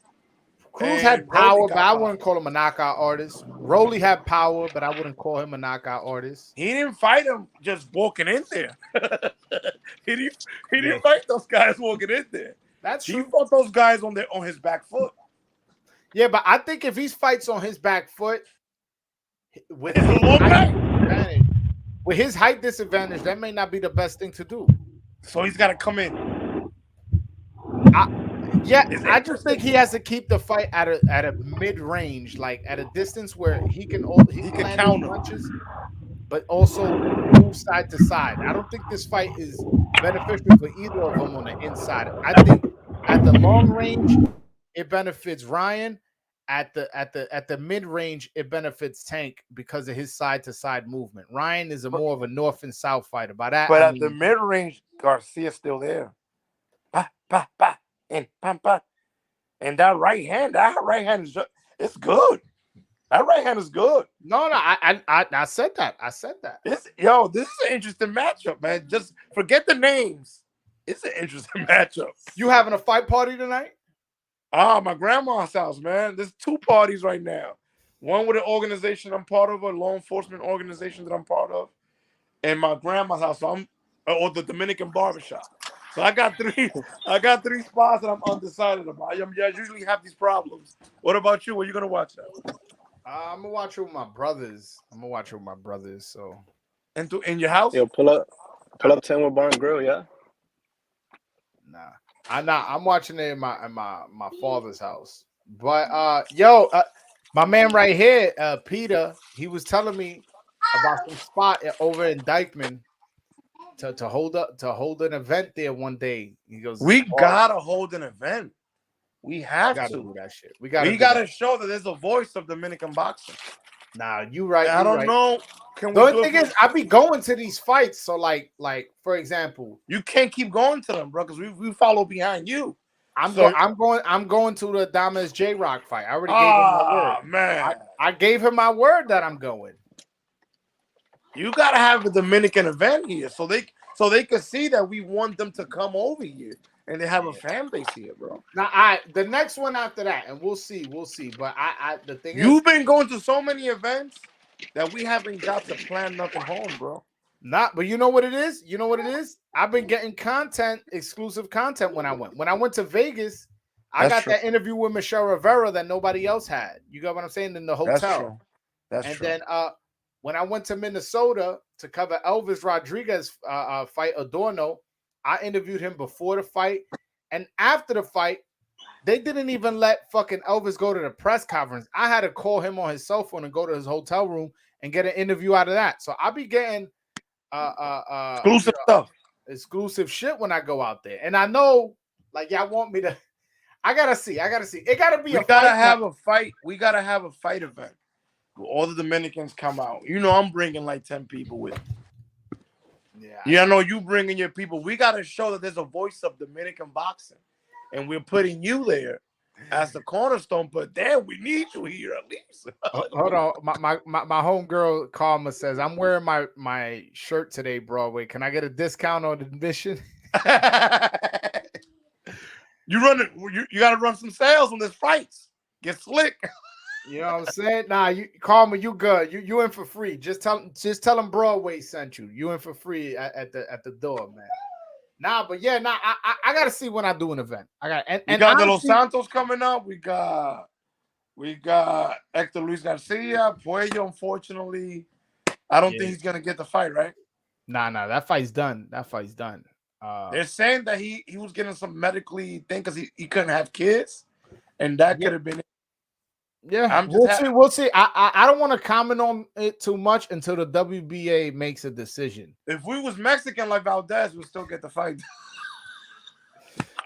I don't want to comment on it until the WBA makes. Ain't that crazy though? And then I'll comment on it. Again, I'm not even gonna. If we was Valdez, I'm saying we'll. I'm not even gonna address that. I'm not even because even if it wasn't, even let's say, don't give me the opportunity to get the title, but let me get the fight at least still.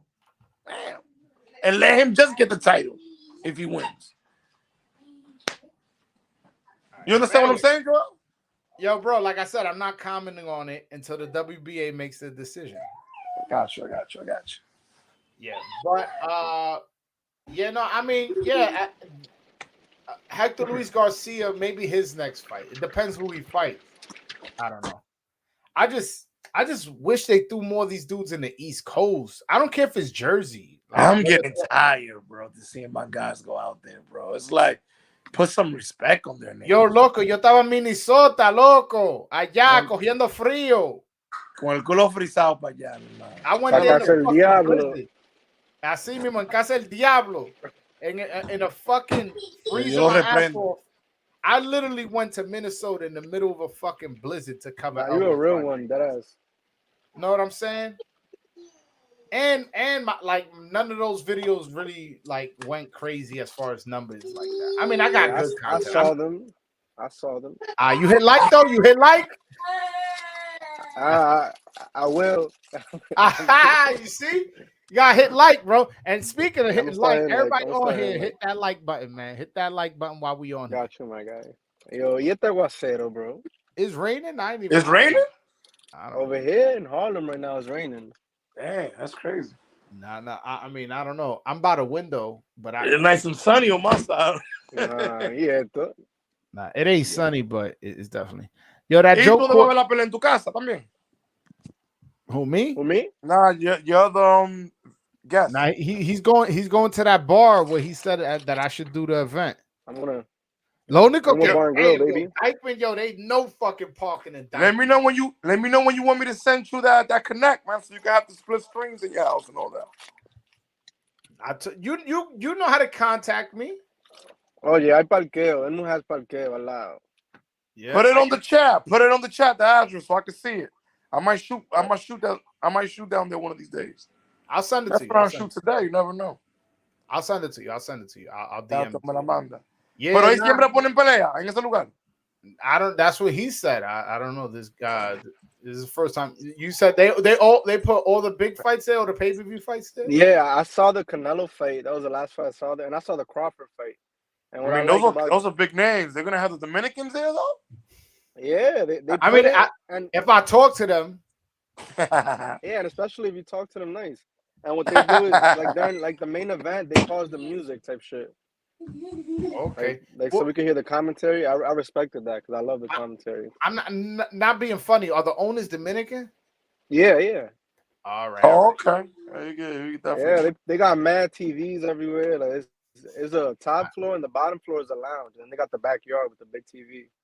I gotta call them one day. Like one day there's a fight. Let's say for the Hector Luis Garcia fight. Let's just say, I gotta call them and be like, yo, you know. I'm this is who I am. This is my page. Blah blah blah. Like I'm trying to hold an event. I'm coming with 50 people. You know they get excited when they hear that. We're spending money. Yeah. The basement is private. It's like its own like separate little venue type shit. Oh wow, yeah. Yeah, and it's like a lounge in there. It has its own bar, and it has like TV, so you can fuck with that probably. You know what's exciting about that, Joel? It's Washington Heights. It's Dykeman. You having a Dominican event there, boxing. There's going to be a bunch of people that didn't even go there for boxing that's going to want to be part of our little crowd. Yeah, they're going to be like, yo, who the fuck are y'all? What's going on here? Brother Joel is here. Brother Joel. Ah! Muchacho. Hell yeah. That'd be dope. We get a couple flags, a couple tambora, guida, and it'll be a good look for your page. It'll be a good look for our Dominican boxers so they can see the support. that they have, bro. Nah, and I'll have it. I have that shit recorded so PBC could see. Like, yo, nah, man, we moving the We're waiting thing. for fights. We hungry for fights, man. Yo, and no, and my thing is right. Yo, they put fights right up on at the Barclays Center when they put Wilder, Hellenius there. They put Michelle Rivera all the way in the off TV fucking undercard. Then They put him on regular TV undercard. Yo, listen to this. They put Danny Garcia at the Barclays Center versus Jose Benavidez. And they put Michelle Rivera and Elvis Rodriguez both on the same card in March in fucking Minnesota. Like, yo, bro, you can't put those people and put them on the Barclays Center? I think their international public relations person is not that good. Yo, no, it's like it's unthought of. It's not. It's like it's not planned. Like they. No, like, it has to be somebody that's far removed from like the culture. It has to be un gringo that really doesn't know much about. It has to be, bro, because that's just common sense, bro. That's not even. ¿Tú me entiendes? No, because if you saying like, yo, we don't know if they could host a main event with Dominicans. Like if they don't know, all right. Nah, but undercards at least so your guys that are getting a lot of noise. These both guys got 100,000 followers respectively. So you can't tell me that these guys don't have followings. You know what I'm saying? No, y ahora con el movimiento que tenemos nosotros. Tienen que ponerse la pila. Tienen que ponerse la pila. We definitely need a better year, man. We got off to a bad year. We got off to a bad start. But yo, the year ain't over. It's only 4 months in. We good, man. I'm not. No, definitely. You know, like we got Elvis that he's gonna be in a good fight. We got Adames. We got Garcia, who's gonna come back. De Los Santos. Michelle's. I expect a good performance from him. Yeah, Michelle, he'll come back. Revenge performance. Yeah, I saw him sparring today on YouTube. It was like a short, like little clip somebody had posted. Oh yeah? Yeah, he was putting hands on some dude, man. He looking real sharp. So I want to see. I'm definitely looking forward to seeing Michelle Rivera again. What was the talking points mostly about the show? Because I came in late. What did you discuss? Nah, we would talk about the Tank versus Ryan fight. Who we think is going to win? What would game plan? If you was Tank's coach, what would your game plan be? If you was Ryan's coach, what would your game plan be?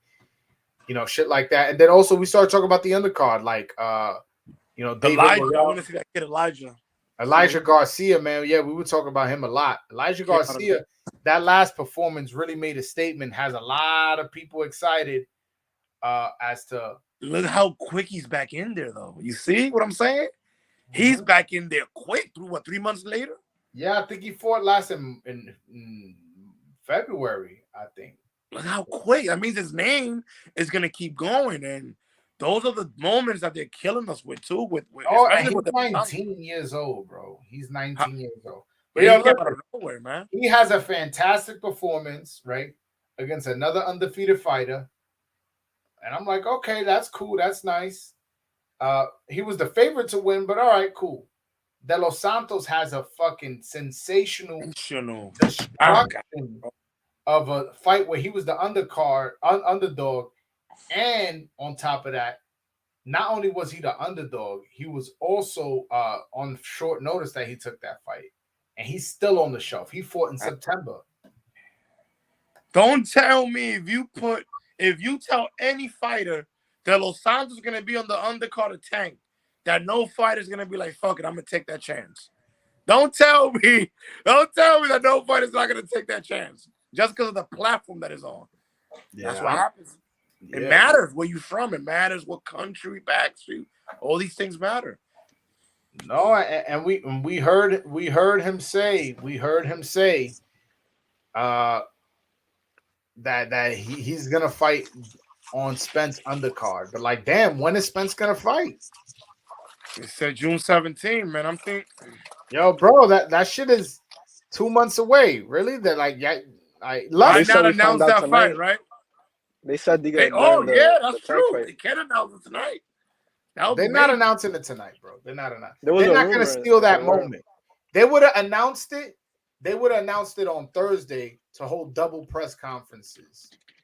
And Steven Espinoza came out and said, like, yo, it's not being announced this week. He goes, I would like it to, but it's not being announced this week. So he openly even said if it's not Crawford, all right, damn, we'll take Thurman, whatever. But I want to see my guy on the televised portion of it, man.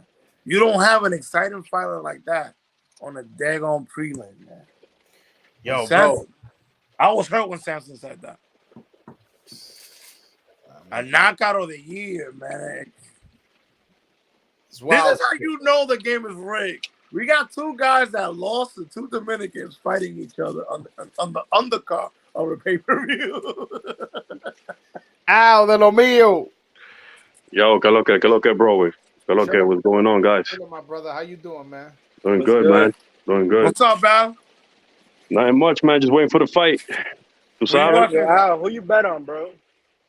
I'm still thinking to bet. I'm gonna bet, but I would like Garcia to win. But I think Davis is gonna knock him out. Do you get a lot of money if you put money on Garcia? Hell yeah. Well, I Yeah, mean, you do. it depends how you bet.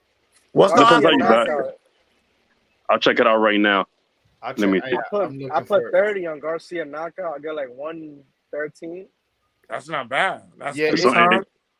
it changes. Let me Yeah, see. he's plus 196. So Yeah. Garcia by knockout, if you put $10, you get 30 back. No, if Garcia by knockout, if you bet $100, you win 400. So times 4, basically. Look, Yeah. they have Tank. If to win in rounds between 7 and 12, that's a plus 210. I'm looking at DraftKings. I told y'all earlier. That's my favorite pick. of all of Yeah, them. that looks up more accurate. Then they have King Rye. If he wins by decision or technical decision, is plus 500. But Yeah, they I get it's a don't know. knockout. Are you excited for this fight out? Yeah, I'm excited, man. I just wish it was a better undercard, to support it. Feel me? But I know it's a big of a okay. fight. It's nothing That crazy. Yeah, but this is like they have a lot of good showcase. I'm not gonna complain too much because this is a fight I really want to watch. yeah. We wanted to see our own there too. That's another reason. Right, Claro. yo, De Los Santos don't got to fight. Like, yo, that would have been a nice spot for him. Yo, lo tenían engavetado a él. I don't know. I don't know, man. He's somebody. It's what happens when you take our prospects out. Show. No, but the way he won, though, it was a good fight. It was action-packed. He got knocked down, came back, boom, boom, boom, and then his thing got him out of there. 3 rounds. He should have been for it. It's almost like he's being punished. Like, I'm not saying that that's what's going on, but that's how it seems. Like, yo, that was a great knockout. It was on some, remember when Reagan Dow beat Donaire? Oh, The top rank didn't like that shit. They was like, yo, fuck this. fuck this dude. Let's get him off our network. Exactly. That was crazy. Yo, I remember after the fight, fucking Bob Arum was on. Criticize a boxing lesson. He was like, yo, that was a boring. Obviously, that was a boring fight. That wasn't obvious. That wasn't boring to me at all. No, because Donaire even knocked him down. Like, I think in the 6th round, he knocked him down with a left hook, stepping Yo, back. that was the Now, I first remember fight that I was like nervous for. I remember. Yo, 'Cause I remember Rigondeaux broke his orbital bone. He whooped him. Yeah, he beat Yeah, he the whooped shit him. out of Yeah. Donaire. Donaire literally, I think it was in the last round, was holding his eye like His that eye, yeah. because his orbital bone got broken. Like, yo, I Yeah. don't know how's that not And this exciting? is when Donaire was the pound for pound. Yeah, he was like top 5 pound for pound. And Oh man, the Rigondeaux Flash, ruled that mother. Filipino Flash. That was here in New York. That was at the Radio City Music Hall. Yeah, Radio City, yep. I was gonna go, but I was broke at the time. I was like, it was like I think the ticket, because if I'm gonna go to a fight, I'm not buying some shit all the way up there. So I was like, $200? Nah. Nah, it's too much for me. I was broke. Guárdatelo para la renta. At that time, $200 was a lot to me. So I was like, Yeah. But nah, man. I regret not going. I was rooting for Rigo too, because at the time I was like, yo, Donaire only really got power. You know what I'm saying? Like, he doesn't really do. What's up? No, you were saying what I was saying. Put him in there against a pure boxer like Rigondeaux. Yeah, I'm like, yo, like, he good. I'm not saying he a bum, but like, his skills ain't like all that. And I remember thinking like, yo, I hope fucking Rigo just schools this dude. That's why it's so exactly important. And to not all this, don't want to lose my this and that, man. When you put the best against the best, someone is gonna lose. And the more matchups you see with fighters that are 50-50, you're gonna see these type of matchups, and this is what you're gonna get. You're gonna get somebody's gonna get their ass whooped. You know what I'm saying? And it's gonna bring that golden era that we all are thirsty for. But honestly, I think the fight tonight is gonna be a fight that makes a fucking statement for the sport. I think that's gonna be a fight where people are gonna be like, "Damn, look how much love, look how much money they make, look how big of a star they are now. Look how everything is going on for them because they fought each other in their primes. Now, why don't me and you do it?" And then people are gonna be calling other people out in public, like let's just say, I'm trying to think of somebody. I can't think of nobody off the top of my head, but point is, they'll be like, "Yo, just like Tank and Ryan, why don't me and you do it? You know, why don't like Haney, T.O. Let's say T.O. beats Taylor, hypothetically speaking, which I don't think is gonna happen. Nah, I don't think so. If Taylor comes 100%, I see a stoppage. I see a TKO, man. All right. Since that topic got brought up, the way I see that fight happening, right? I see my man T.O. losing, and I want T.O. to win that fight. But there's 3 things we have to take into consideration. Does he get dropped? By the time that fight happens, Josh Taylor will be off 16 months.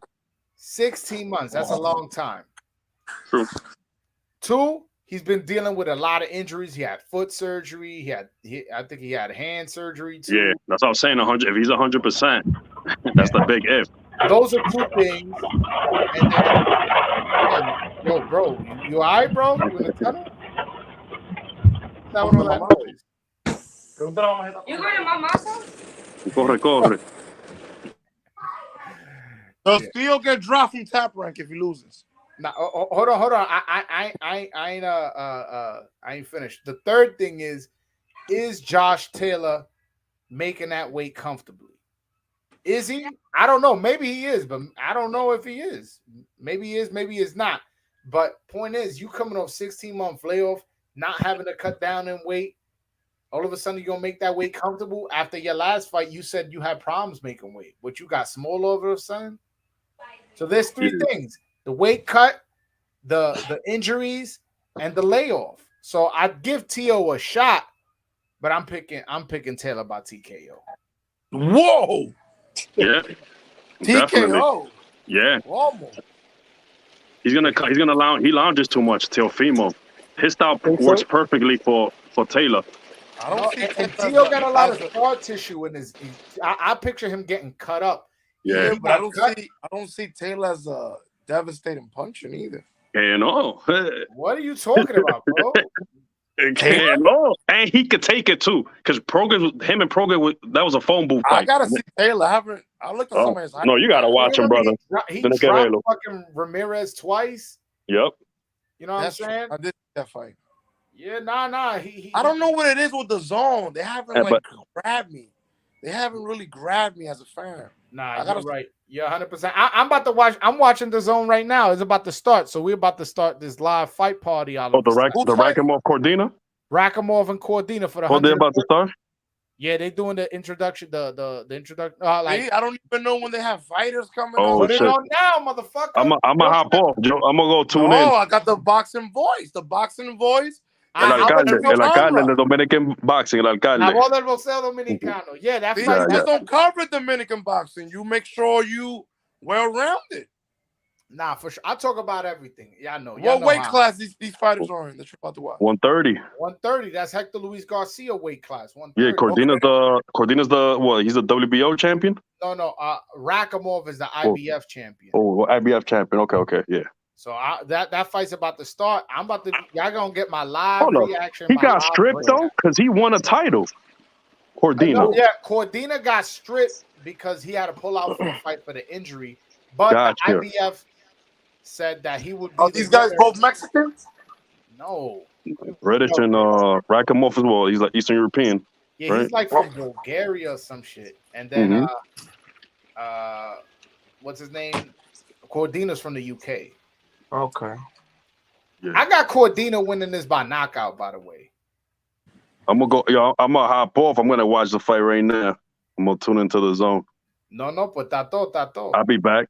Tú vas a estar el día entero. Nah, I'm gonna be on until the end of that fight. Okay, yeah. Are you gonna do a live for tonight's fight? Latest. Nah, I'm gonna be watching the fight with my brothers. Tato, out. Are we gonna get some Instagram content reactions? Maybe. I don't know. Some We'll stories, see. some video footage. Yeah. Oh my God! We got to get the boxing boys, man, to start posting on Instagram a little bit more. I got you. You know what? I wasn't going to, but just because you mentioned that, I got you right. Have you heard that? Like what? Before? We need to see. Nobody's ever told me like, yo, you need to do more content on Instagram. I mean, I put out content on Instagram, but I never put out like a reaction as to what's going on. You know what I'm saying? Right after the knockout, boom, boom, boom, quick 30-second video. You got to keep the fans. Tú sabes, los fanáticos quieren ver the latest from Brother Joel. I tell you, man, when I get on this, I feel like this is pay-per-view for me, man, because I feel like we finally got a home, man. And like again, I'm gonna give you your flowers while you're still here, bro. Nah, I feel you, bro. I feel you, and I appreciate you. I definitely appreciate you. I get excited, man. I be so mad on Saturdays when I'm at work. Like, man, I be in the. Can't even say this publicly. Yeah. Allegedly, while you at work. Hold on. I see Carlos Adames in the chat. Oye, Carlos, si tú quieres hablar conmigo, tú nomás le tienes que dar link que está ahí arriba. Que nos dé contenido, que nos diga lo último. O escriba ahí mismo, yo te lo mando por text. Si tú quieres ahí hablar conmigo. Te mando el link. Yo, Adames is my man. He'll hop on anytime, man. I noticed that, man. You got that connection with yeah, nah. He just put question marks. I guess because we were speaking English, probably like, what y'all talking about? Yeah, man. So it just started. You said the fight? Nah. They in the ring, like they doing the introductions and shit like that. But yo, tú no estás por tu televisión? Yeah, I told you I'm looking for it. It's on the Zone.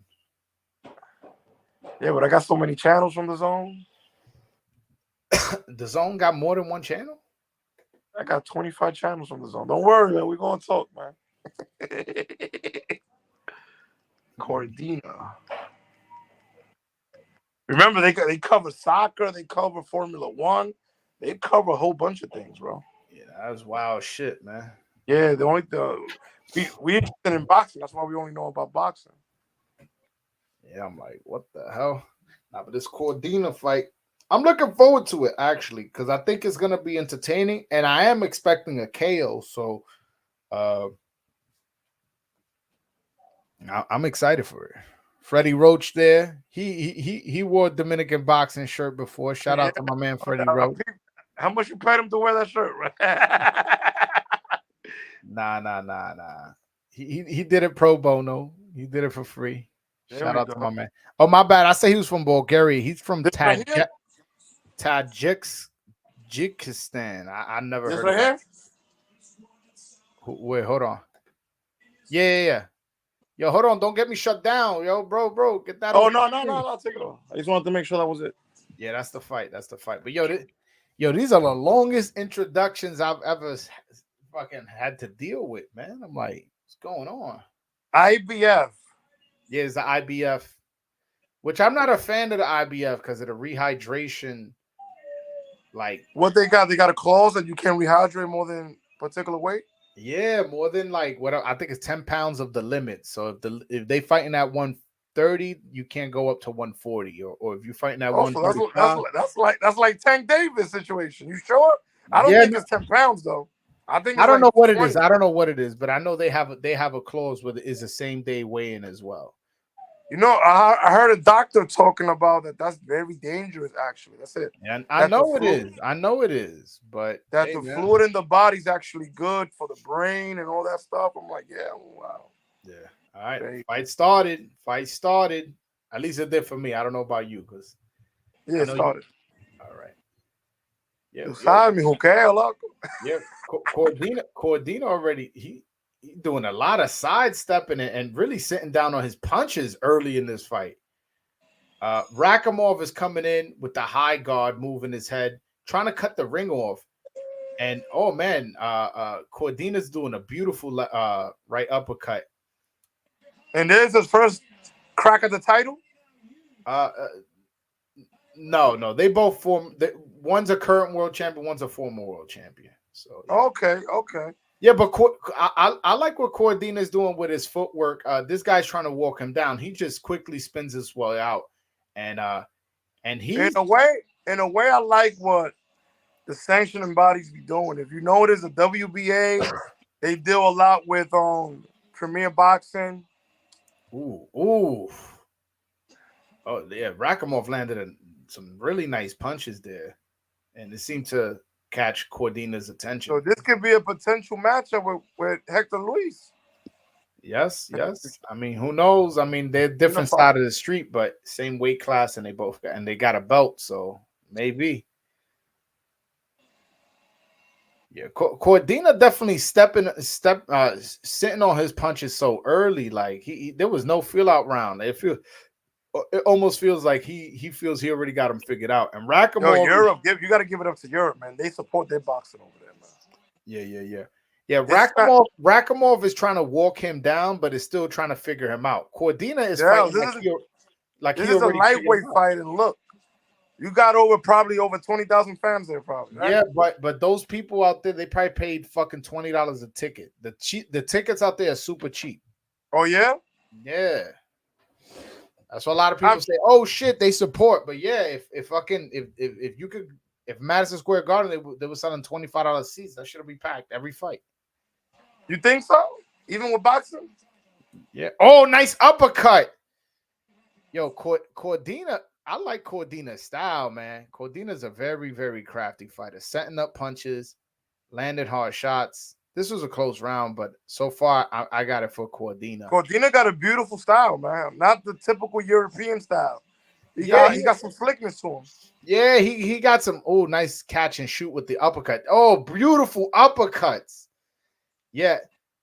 Rakimov leaning in with that high guard is not defending from that uppercut. That uppercut is clean by this Cordina guy has a good lateral movement as well. Mm-hmm. I would like to see more from him. Yo, he has a beautiful fighting style. I didn't know this. See, that's why I gotta listen to the boxing voice, man. No, the voice of Dominican boxing. The voice. Well, that's what I got you. I got you as the real boxing voice. The boxing voice that's Nessun. The voice of Dominican boxing. Yo, Francisco de lo Mio, what's going on? I see you in the chat, bro. Now, I like that. I like that first round for Cordina. I think that was definitely a Cordina round. And I'm even more confident of my pick of Cordina by KO after seeing that first. Joel, round. Can you give us the top 5 for that belt for the IBF? Real quick, if you can. Hold on 1 second. I would like to see who are potential matchups for these guys in the near future.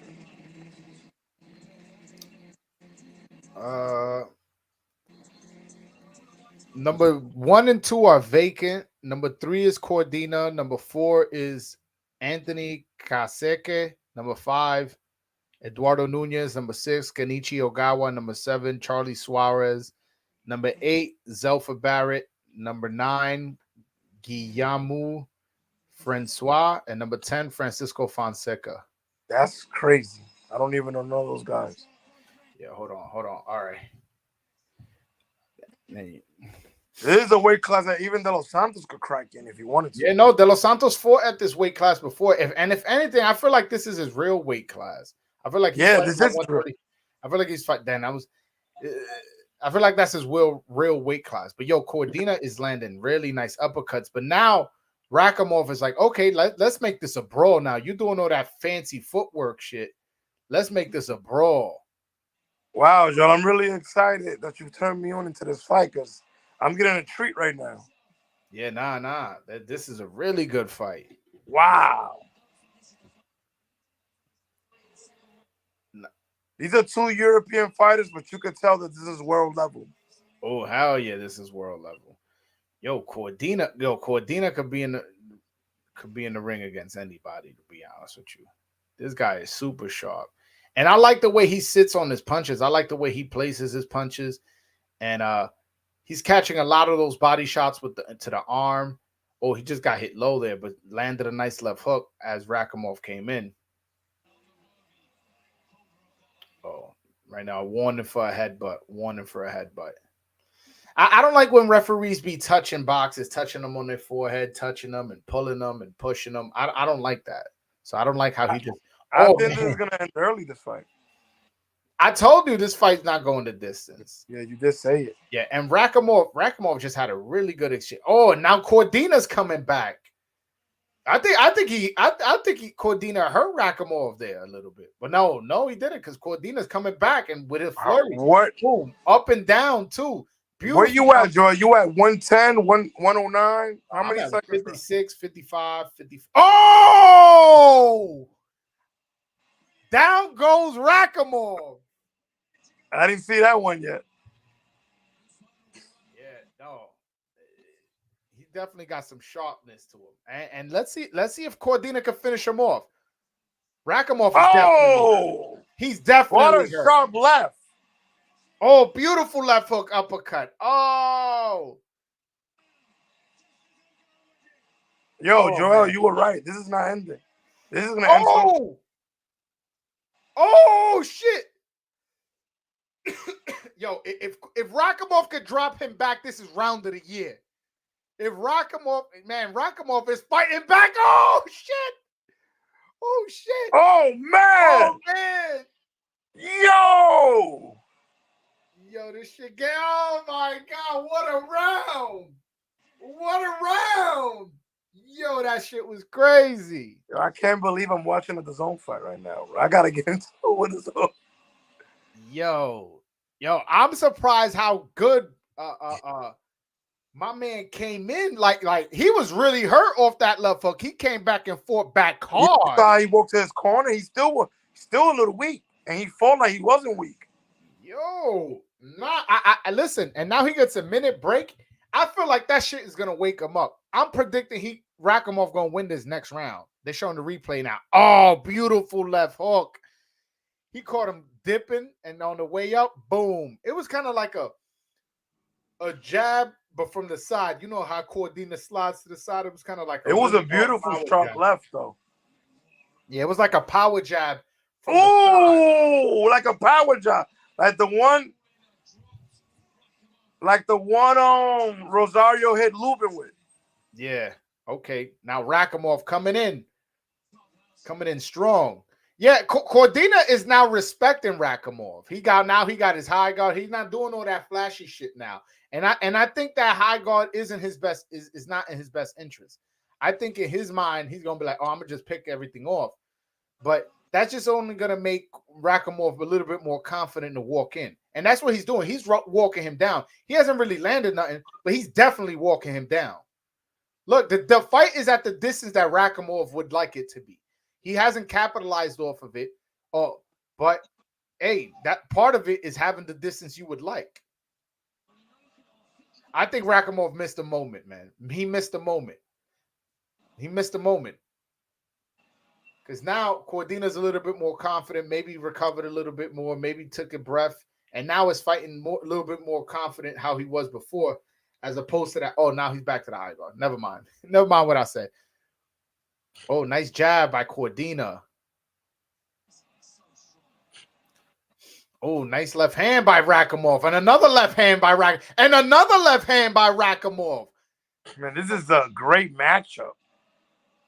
You see, no grabbing, no running around. This is just straight ball. This may be the fight of the night. Wow. No, and now Cordina's starting to gain a little bit more confidence now. And now he's starting to come forward a little bit. And I spoke to you about this earlier, Joel. Like, matchups are important, man. Okay, we want to see certain fights, but what fight is going to be great for TV at the end of the day? Yeah. These are the matchups that Wow. Nah, I felt like Rakimov was having got the better of him the first half of the round, and now the second half, I feel like Cordina is now getting the better of this half. Although there's Crazy. still 40. Oh, nice right hand by Cordina, kind of wobbled him a little bit. Oh, and beautiful right hand by Cordina. Oh, beautiful combination by Cordina. 1, 2, 3. Yeah. Now he's getting. Yeah, Cordina is back to being as comfortable as he was in that first round. And He's sidestepping, popping, looking like Lomachenko there. You noticing that? Yeah. Cordina needs to go back to getting more comfortable, getting the fight at the range he likes it to, and not letting this guy just move around and slide and do all this shit. And honestly, Rakimov need to go to the body more. He has been going to the body, but not enough for my liking. You got this guy moving and grooving and sliding to the side and doing all this. He's walking him down, walking back, walking to the. Yeah, he está caminando. Yeah, hit that motherfucker to the body, man. I thought he was about to kill him with that left hook at the end of the round. Yeah, nah, man. Entertaining fight, guys. That's what I'm saying, man. That's what I'm saying. Yeah, after this fight, bro, Joel, you really in tune with not just what's going on here with us. You already know, man. You already know. But you're in tune even in Europe. Oh, that left hook by Cordina. They just showed a replay. Nasty shit. Yeah, so far I've given all 3 rounds to Cordina. Although that second round, that second round, you could have some judges because he threw a lot of volume. No, but the thing is, he got dropped, so you got to give him that round. Got to give Cordina that round. But the second round, Rakimov is strong. Oh man, now they trading on the inside. This fight about to start. Oh, beautiful right hook by Rakimov. This fight is about to turn into a war.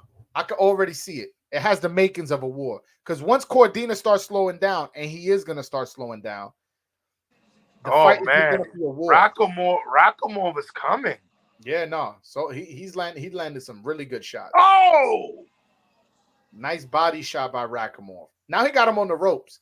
See, if I'm getting him on the ropes, Cordina goes quickly to hold. That's when you gotta sneak in a nice right hook. You gotta sneak in a nice right hook. Elvis Rodriguez is known for shit like that.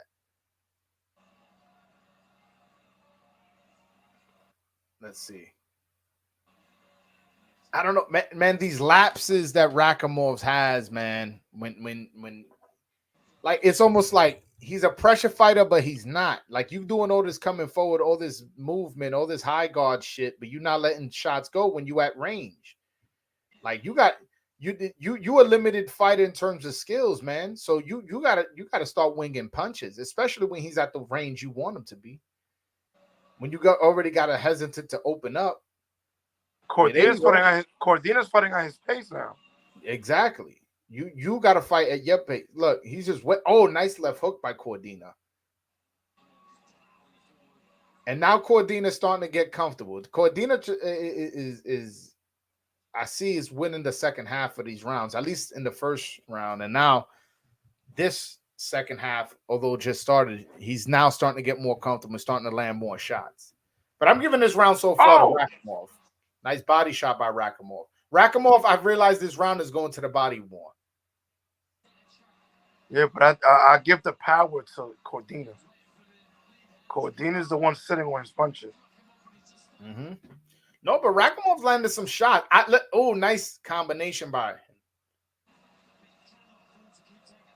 No, I mean, wow. What a fight. Yeah, this is a good fight. Oh, man. 2 straight right hands by Cordina in a row. Oh, nice left hand by Rakimov. What's crazy, you know what's the best part about this? I don't have a rooting interest. I'm just enjoying it. Exactly. I'm just a fan right now. Oh, man.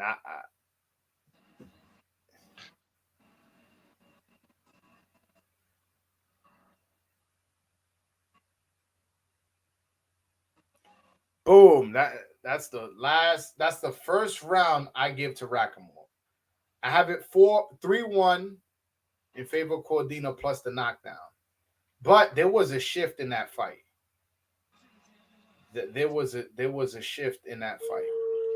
My man Benji Lieben says he does the same shit in sparring. He knows him from the wild card gym. Yeah, Man, this is exciting, bro. Hey, bro, I'm about to watch this fight, brother. Nah, do your thing, Enjoy man. it, my brother. Enjoy it. Thank you for the to you, bro. All right, let's see.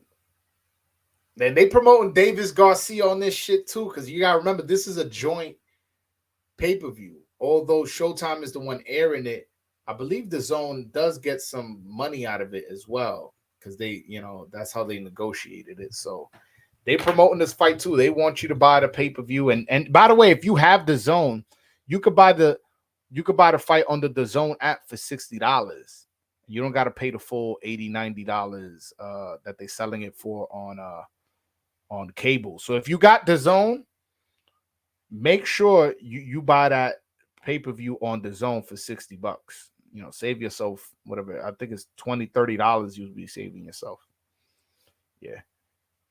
Cordina, Rakimov is now keeping this guy on the ropes, keeping this guy on edge. And that after the fourth round is when fights usually get most interesting, because after the fourth round is like, that's when you start like breathing a little bit heavy. You've been in a fight, it's especially at this pace. It's when men, the men separate from the boys after 4 rounds. So we'll see. Cordina, to me, I got him with him 3-1 with the knockdown, but Rakimov is coming forward, and you can see Cordina a little bit tired. It's kind of like Rakimov is used to this pace. He's used to fighting this kind of fight. And you can tell Cordina's kind of like, okay, like let me pop shot now. Let me have a high guard, take a breather. Let me let you work. And I don't know if that's a good idea, because by letting you work, you may just get hit with a body shot like he just did right there. You may land your shots too. Don't get me wrong, because you pop shotting. But the guy coming forward is going to get more credit from the judges. Oh, beautiful right hand by Rakimov. He hurt Cordina bad. Cordina's holding. Rakimov got him off of him. Now he has him on the ropes. Now he's going in for the kill. He smells blood. Body shots. He's trying to break him down. Oh, beautiful uppercut by Rakimov. And beautiful combinations. Hurt him to the body. Now Cordina's holding again. Beautiful jab. Now jabs by Cordina. Oh, overhand left stuns Cordina. Cordina's holding. Rakimov gets him off him, but he's not rushing his work. He's now pacing himself, trying to find the openings, landing beautiful overhand left, going to the body, another overhand left. Cordina fights back with a 1-2. Now Cordina is holding him, punching to the body. Did he hurt Rakimov? No. Rakimov, I think maybe he's trying to pace himself, not trying to gas out. Nice left hook to the body by Cordina. And they tie up, and the referee now is Rakimov holding. Cordina punches during the break. Referee warns him, and now the fight has restarted. That was interesting that Cordina started holding back at that moment, because I thought he had Cordina hurt when it was Rakimov holding. Oh, beautiful body shots. This is a clear, and I'm talking clear Rakimov round so far. Oh, the round ends right there. Oh, my God. And I did see Rakimov getting tired at the end of that round. Man, this is exciting stuff. Like, oh, shit. This shit is crazy. This shit is crazy, son. It really, really is.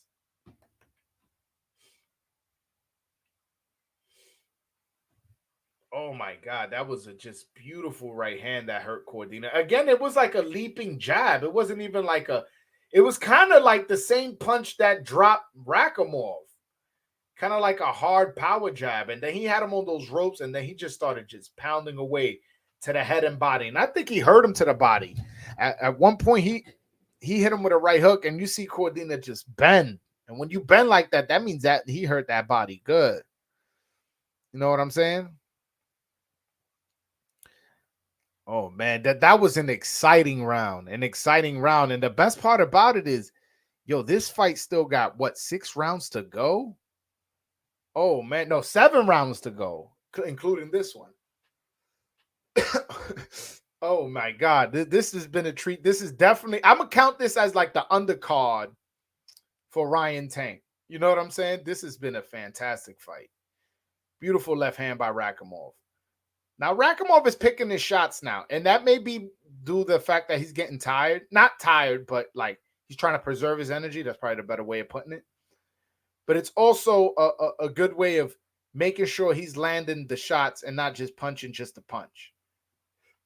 You know, one, when you do that, you tire yourself out, and two, you also could you know, you get countered.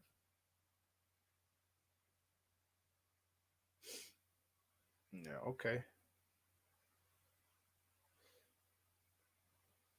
Yeah, so now, oh, nice combination by Cordina. No, nice. Oh, but Cordina got a little cocky, started opening up, and fucking Rakimov just hit him again with that same power jab. He didn't hurt him, but he definitely landed a nice, clean power jab on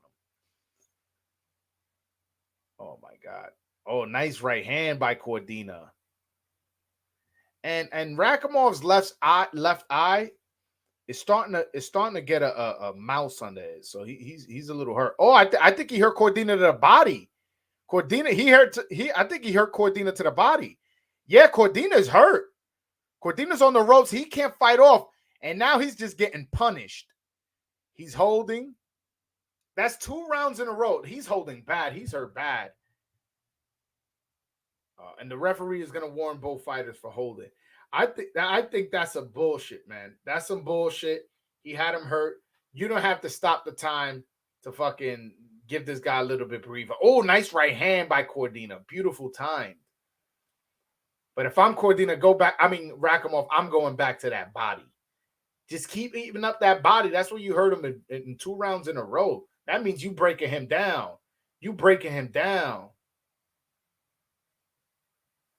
Let's see. Boom. Oh, nice left hook by Cordina. He stunned Rakimov. And now he's coming forward. Beautiful defense by Rakimov, making Cordina miss his follow-up, which I ain't see him bend like that in a while, like slick defense. And now Cordina's fighting back. Beautiful right hand, left hand combination. And now Cordina's walking Rakimov down. Oh my God, this is a fantastic fight. This shit is crazy.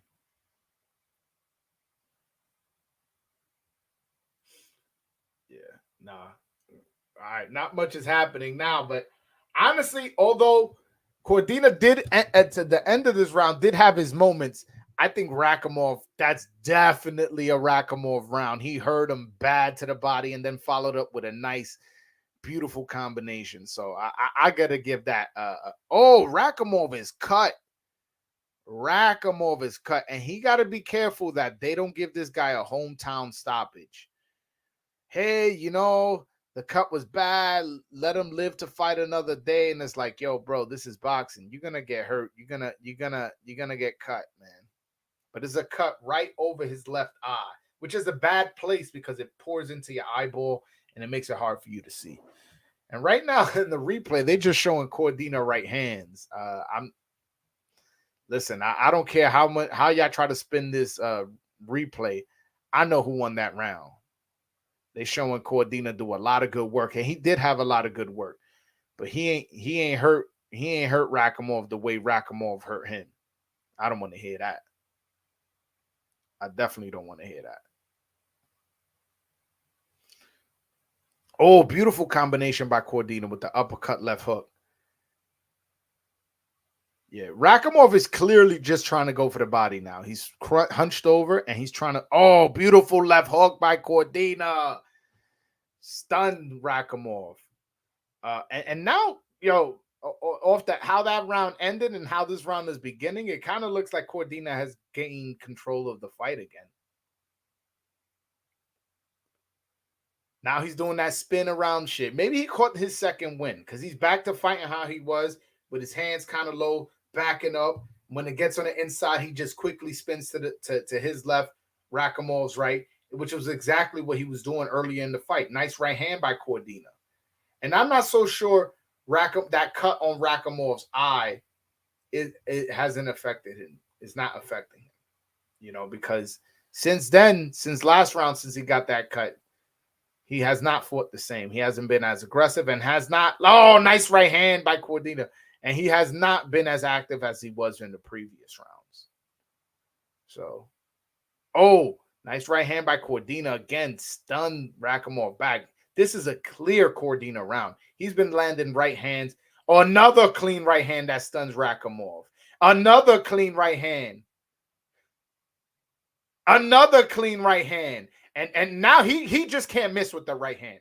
He cannot miss with the right hand. He keeps stunning him. And I'm not so sure Rakimov can see it because he wasn't getting hit this clean at this consistent clip throughout the fight until now he has that cut. And it already was swelling from the bottom. So not only you're getting blood from the top, you're getting swelling from the bottom. And Cordina's just landing beautiful right hands. It's just on a consistent level. Yeah, and Rakimov is trying to fight back, didn't land not one of the punches. He threw about 4 or 5 punches, didn't land not one.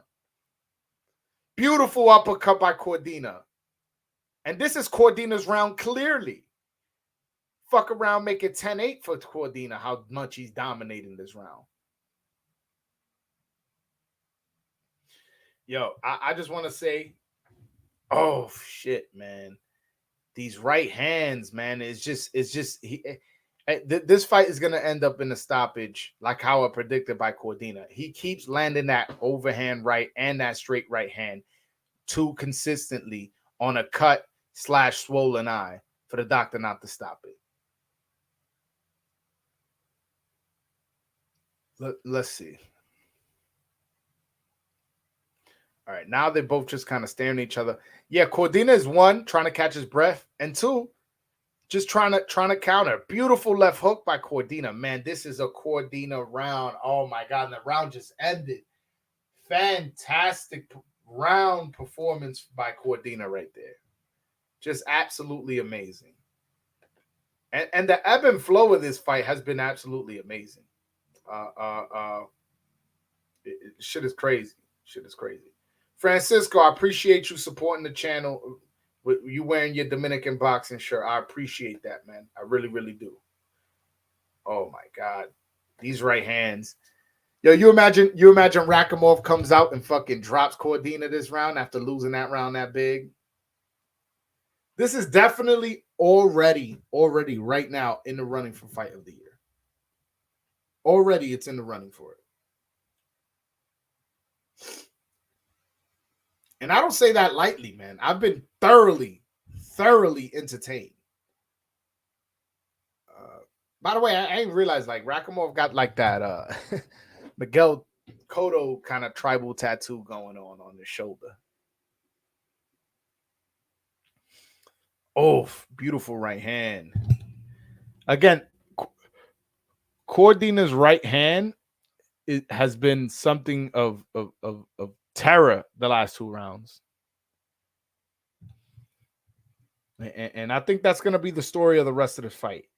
Can Rakimov control Cordina's right hand? Because it's been landing way too consistently on a cut / swollen eye for that eye to hold up.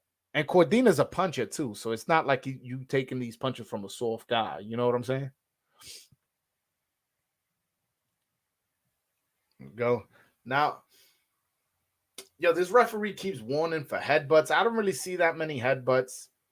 And that holding, like, he just needs to do his job. Stay out the way, man. Stop making it about you. Break the fight and let him go. This is a great fight. Great fights, you just try to be invisible. You don't try to be fucking seen.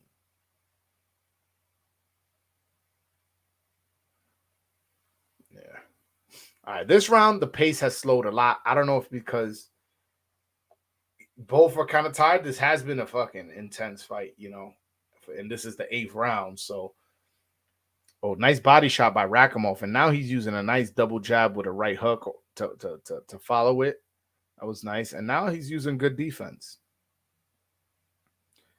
Oh, yeah. No, And you see right there, he just made Cordina miss with the right hand. He dipped to the side, and now he did it again.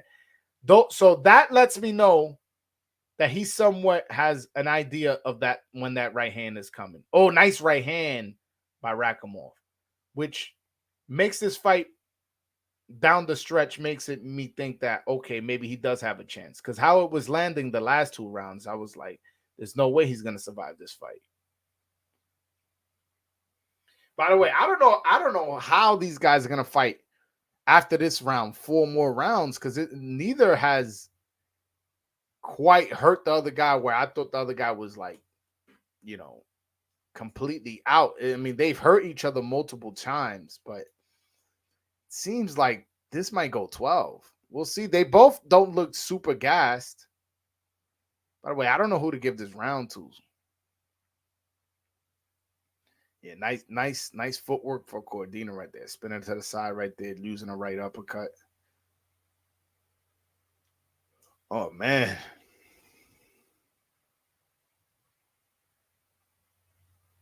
Oh, Cordina landed a nice power jab. And now I think he hurt.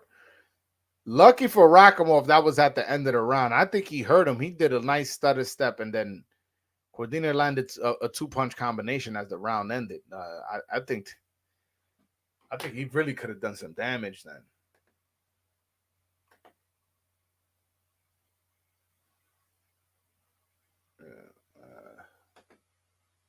We'll see. See how this goes. One thing I will say, for a fight being this brutal, Cordina's face doesn't seem to have too marked up. I'm not saying he looks like he just got out the shower, but no cuts, no obvious bruising, no obvious swelling. Definitely his cheeks are red from getting punched, but nothing where it's like he's marked up where you see a big cut or something or swelling. And this fight this brutal, you would think you would see a little bit more evidence of it being brutal. Although Rakimov face tells the story. Like if you look at both fighters, you would think this is just a one-sided fight, and this is far from that. Yeah, Rakimov focusing on the body while Cordina landed an uppercut to start, and now he's jabbing, trying to keep the distance, trying to control the distance, trying to keep the fight on the outside. And then Rakimov is now coming forward, landed a nice power jab.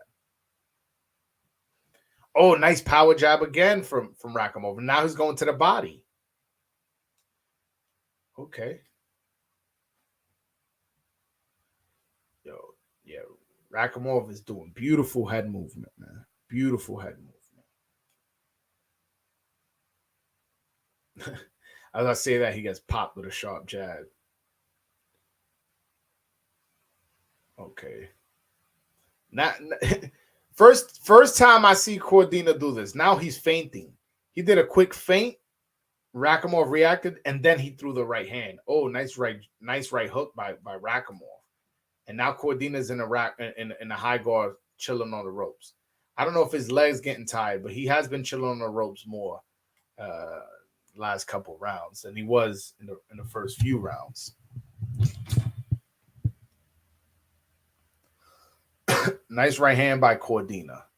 The pace has definitely slowed for both fighters, which it's to Cordina's benefit. One, it's in his home country.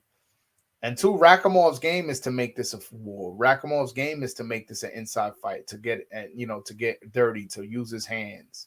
Know what I'm saying?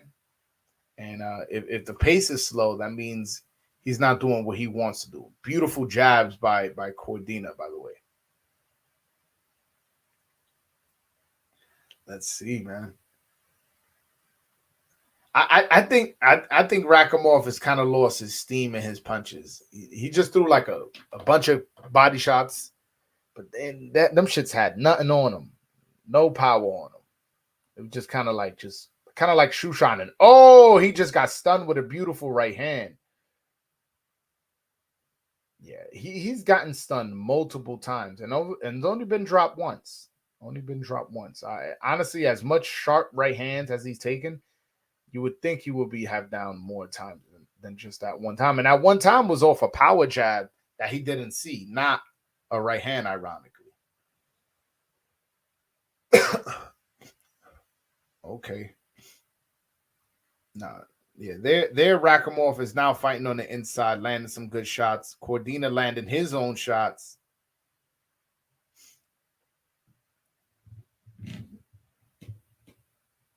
Oh, yeah, nah. Rakimov is definitely losing this fight, and definitely lost that last round. He's kind of hanging on the ropes and stuff like that. Really bad body language. Really bad body language. I wonder what Freddie Roach is telling him. He definitely needs instructions because but it's hard. It's hard to get instructions when you tired, man. Like a lot of times, people be like, "Yo, he's leaving his left hand down, right? He's tired. He's doing this, he's doing that." But when you tired, you tell your body, "All right, throw that overhand over that left hand that he keeping low." But when you tired, you just can't. You just can't get that hand off. So, this is a battle of attrition, man. It's like who can last the longest, man. A lot of times that's what boxing is. Who can last the longest? It's like who's gonna have the gas tank to go 12 rounds? If y'all knew how hard one round was, y'all would appreciate how hard it is. Yo, how the fuck? Yo, Tony Bellew is bugging. He gave that last round to Rakimov. Oh, now Rakimov did some good work right there. Coming forward, landing some nice body and headshots right there. He has it. By the way, Tony Bellew, whose scorecard I disagree with, has it even. I don't know. I saw Cordina land a beautiful right hand that made him do a funny dance. I ain't see Rakimov do anything like that to Cordina. It's some weird shit, man. But it's funny how boxing works. Like, y'all could both be watching the same fight, right? Y'all both educated boxing fans, and y'all could both have a totally different scorecard. Like, honestly, I've been saying, oh, I gave that round to this person. I gave that round, but I don't have the score tallied in my head. I just know I have Cordina winning for sure, especially having that knockdown. No, and he's hurt Rakimov a bunch of times, like he did right there. Beautiful power jab, but a kind of flicking right hand, which is kind of like the opposite of what you do. But hey, it's working. Oh, yeah. Now Cordina now putting his punches together. He putting his punches together, and he really stunning Rakimov. Yeah, Cordina pushing Rakimov now, which just shows like how dominant he is. Like, yo, get out of here, man. Boom, boom, boom. Caught him with a crazy combination. Just pushed him. Like, you my son. You don't got energy to keep me off of you. You crazy?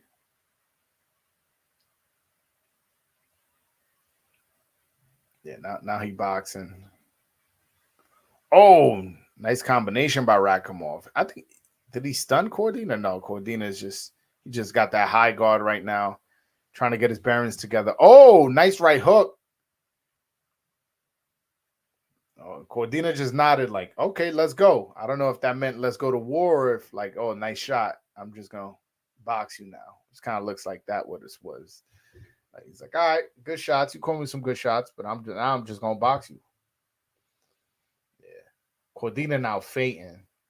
Last time he fainted, Rakimov reacted and then he jumped in. So let's see if it, oh, okay. All right. This round, I think I may have to give it a Rakimov, to be honest with you. I felt like Cordina, I mean, this was a close round, but I feel like Rakimov took control of the fight and down the stretch. That was a close round.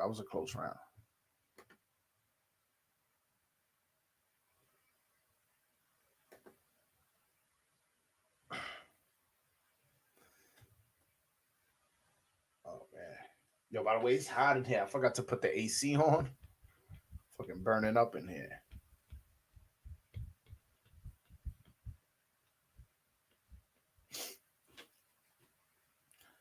They're showing the replays now, man. There's going to be a lot of people, right? They're going to be talking about the fights tomorrow. And they mostly 99.9% of the conversation gonna be around Ryan and Tank. That 0.1% that's gonna be talking about Rakimov, Cordina. I definitely want to hear some of that conversation, man. I definitely want to hear some of that conversation because this fight has been more than what I expected it to be. I expected this fight to end like around 9-10 by Cordina knockout, but Rakimov has proved to be tougher than most people.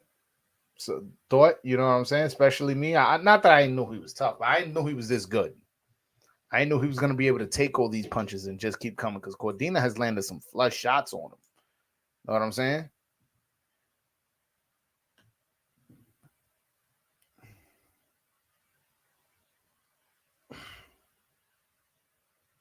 Okay. Let's see. Cordina's now landing his jab. Now they both just trying to land jabs. Let's we know they both tired. They're not. They're like, what's the punch that requires the least energy?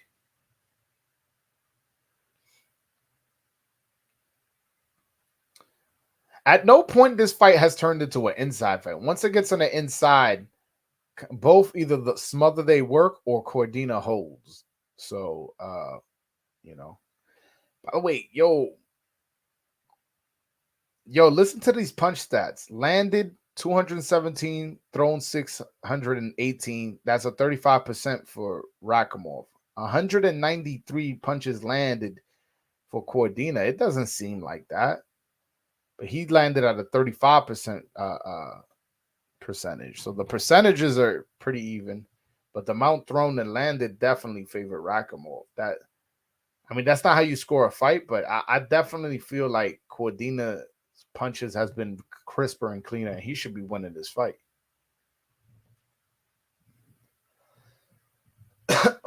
Oh, nice uppercut. Oh, nice uppercut 2 times in a row by Cordina. Yeah. Nice right hand. No, now Cordina landed some nice clean shots. That's the thing about Cordina's punches, right? He may land less, but they're always much more cleaner, much more moving. And he has, I think he's been hurt to the body a couple times, but he hasn't been hurt to the head. Now he's hurt Rakimov to the head a few times. And judges prefer head punches. Not that they don't count body shots, but they prefer head punches. Man, these uppercuts that Rakimov is taking, man. I don't know how that eye is still working and how he hasn't been knocked out.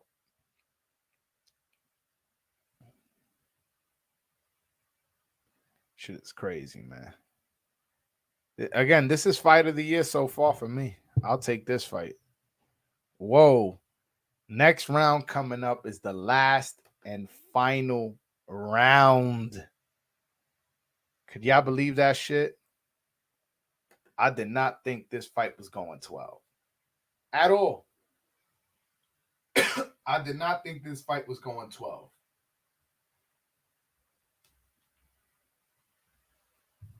Hey man, that's boxing for you. The shit you least expect.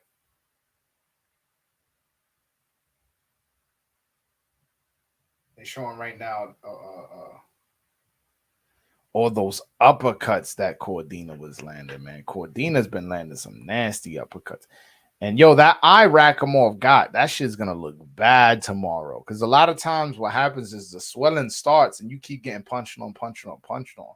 Swelling really gets bad the next day.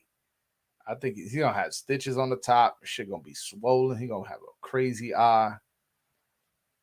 Oh man, I hope he's good though, man. They just touched gloves. Now let's see. Let's see if who could pull this out. If Rakimov could pull this out, because I got Cordina winning and it's in Cordina's backyard. Let's see this fight. According to Tony Bellew, the winner of this round wins the fight. I don't see it that close, but hey, again, we got different opinions. Yeah. Cordina's moving around. Back at the Cordina landed a nice power jab there. Nice body shot by Rakimov. If I'm Cordina, I try to win this round. I try to win this round just in case. Just in case. I don't try to cruise. Although I do feel he's winning, I don't cruise. Nothing in this boxing game is given, man. Especially with those uppercuts that you were landing. Yeah, no, Rakimov just made Cordina miss like 4 or 5 punches, man.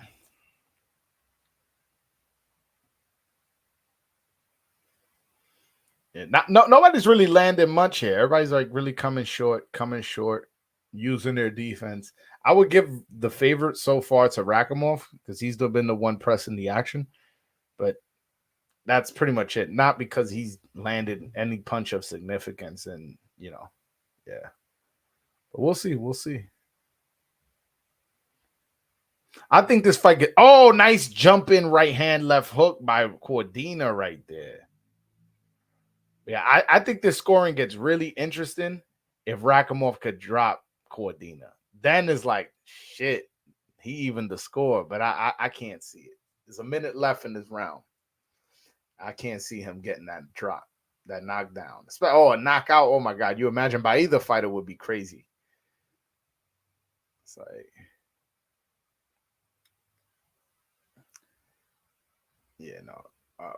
Rakimov, he's gonna feel like he won this fight because of how active he was, how much punches he threw. He outlanded him, but I think his lack of I don't know if his power or consistent clean punching is what was gonna cost him. Nice left hook by Cordina, and then nice combination to the head body then head, then a nice uppercut by Cordina. Oh man, this shit looking. Yeah, now Cordina's just gonna cruise to a decision. He's moving around, bouncing around, and get up the cloud, walking around. Rakimov is trying to stop. Come on, let's fight. Now he starts wailing punches on him. And man, both these guys deserve respect. Oh man, Rakimov, he hugged Rakimov. Rakimov walked away from him. Cordina was like, yo, like, what's up, bro? Like, you're not gonna respect me? I'm interested to see in the decision, man. Who do y'all think won? Right in the chat, man. Who do y'all think won? I think I'm gonna give it a Cordina. Again, I didn't score the fight, but just based off how I remember scoring it, like, oh, that guy got that round, that guy that got this round. I think Cordina got it. I think he did enough. He hurt Rakimov way more times than Rakimov hurt him.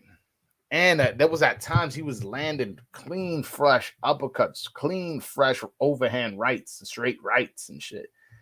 And again, you look at their faces, you could tell who was landing the harder, crisper, cleaner punches. You know what I'm saying? But I'm interested to hear how they scored the fight. Like how what those scorecards come out to be. I did not think this was going decision at all. But no, Rakimov proved to be a tough guy, man. He took a lot of shots. Man.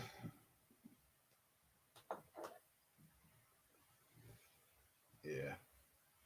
Now, Rakimov, he not really fucking with Cordina. Cordina just went over to the corner, said what's up to everybody in Cordina. And Rakimov was just there again with the end swell on his eye.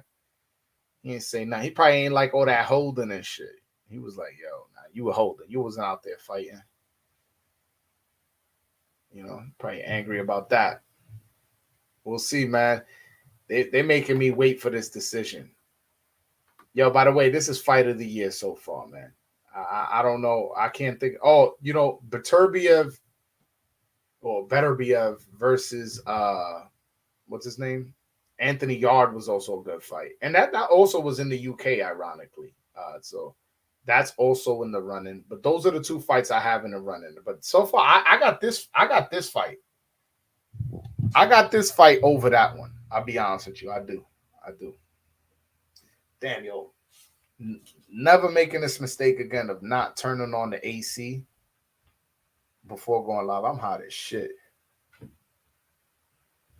I'm hot as hell, man. Let's see. They taking off Rakimov's gloves and all that. Vamos a ver. Hold on 1 second. Let me.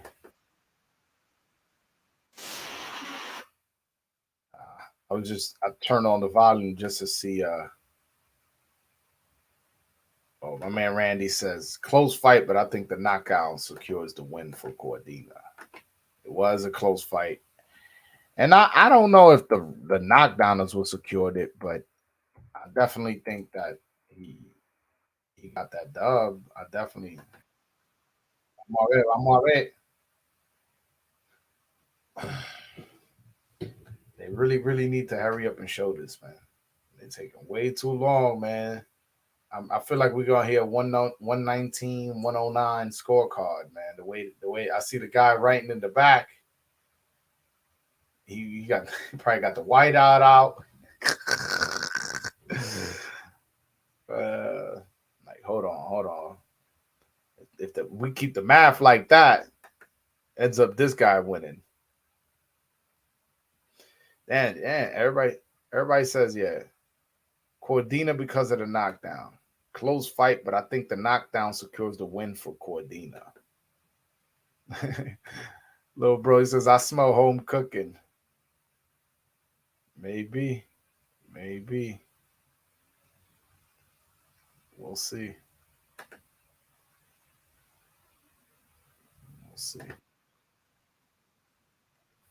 Yeah, they taking mighty long for these scorecards, man. I don't know. They taking mighty long.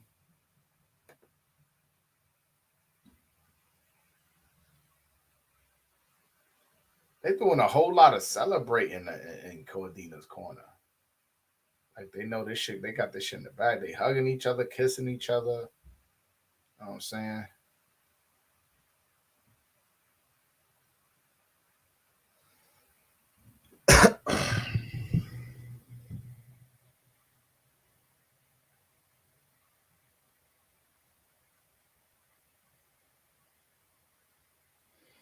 Come on, hurry up, man. Hurry up. Michael, who you think won this fight? Who you think won the fight? Damn, yo, Rakimov looks really hurt in that corner. He just looks sitting down, slumped. The people talking to him. He looked dejected. It almost looks like he lost the fight. I don't know. We'll see. All right, they're getting ready to announce this. Let's see.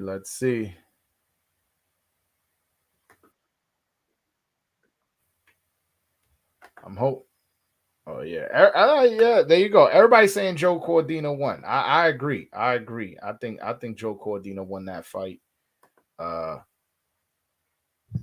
honestly, I was gonna say it was a fight that could have gone either way, but not really. I would be a little bit upset if it went Rakimov's way. Not that he didn't go a good way, not that he didn't fight a good fight. I just think Cordina did a lot of clean work and dropped him. You know what I'm saying? Like I would be a little upset if it went Rakimov's way. But they're in Cordina's backyard anyway, so I don't think they gotta worry. Yeah, man. Fucking Rakimov seems very hesitant to celebrate. Let's see.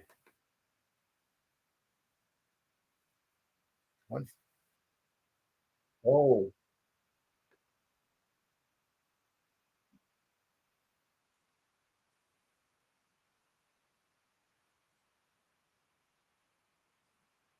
Split decision.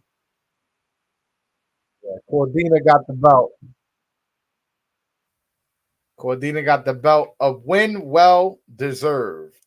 Yeah, 117, 111 for Rakimov is a fucking joke. I'll be honest with you. But yo, guys, that's my live for tonight, man. I appreciate y'all hopping on, talking boxing with me, talking Ryan versus Tank, and watching this fight with me. I appreciate you guys, man. For real, I really do. I'll holler at you guys, and I'll see when I go live. I don't know when I'm gonna go live next. Probably Monday. I'll see if I go live Monday. But all right, guys. Till next time. Peace.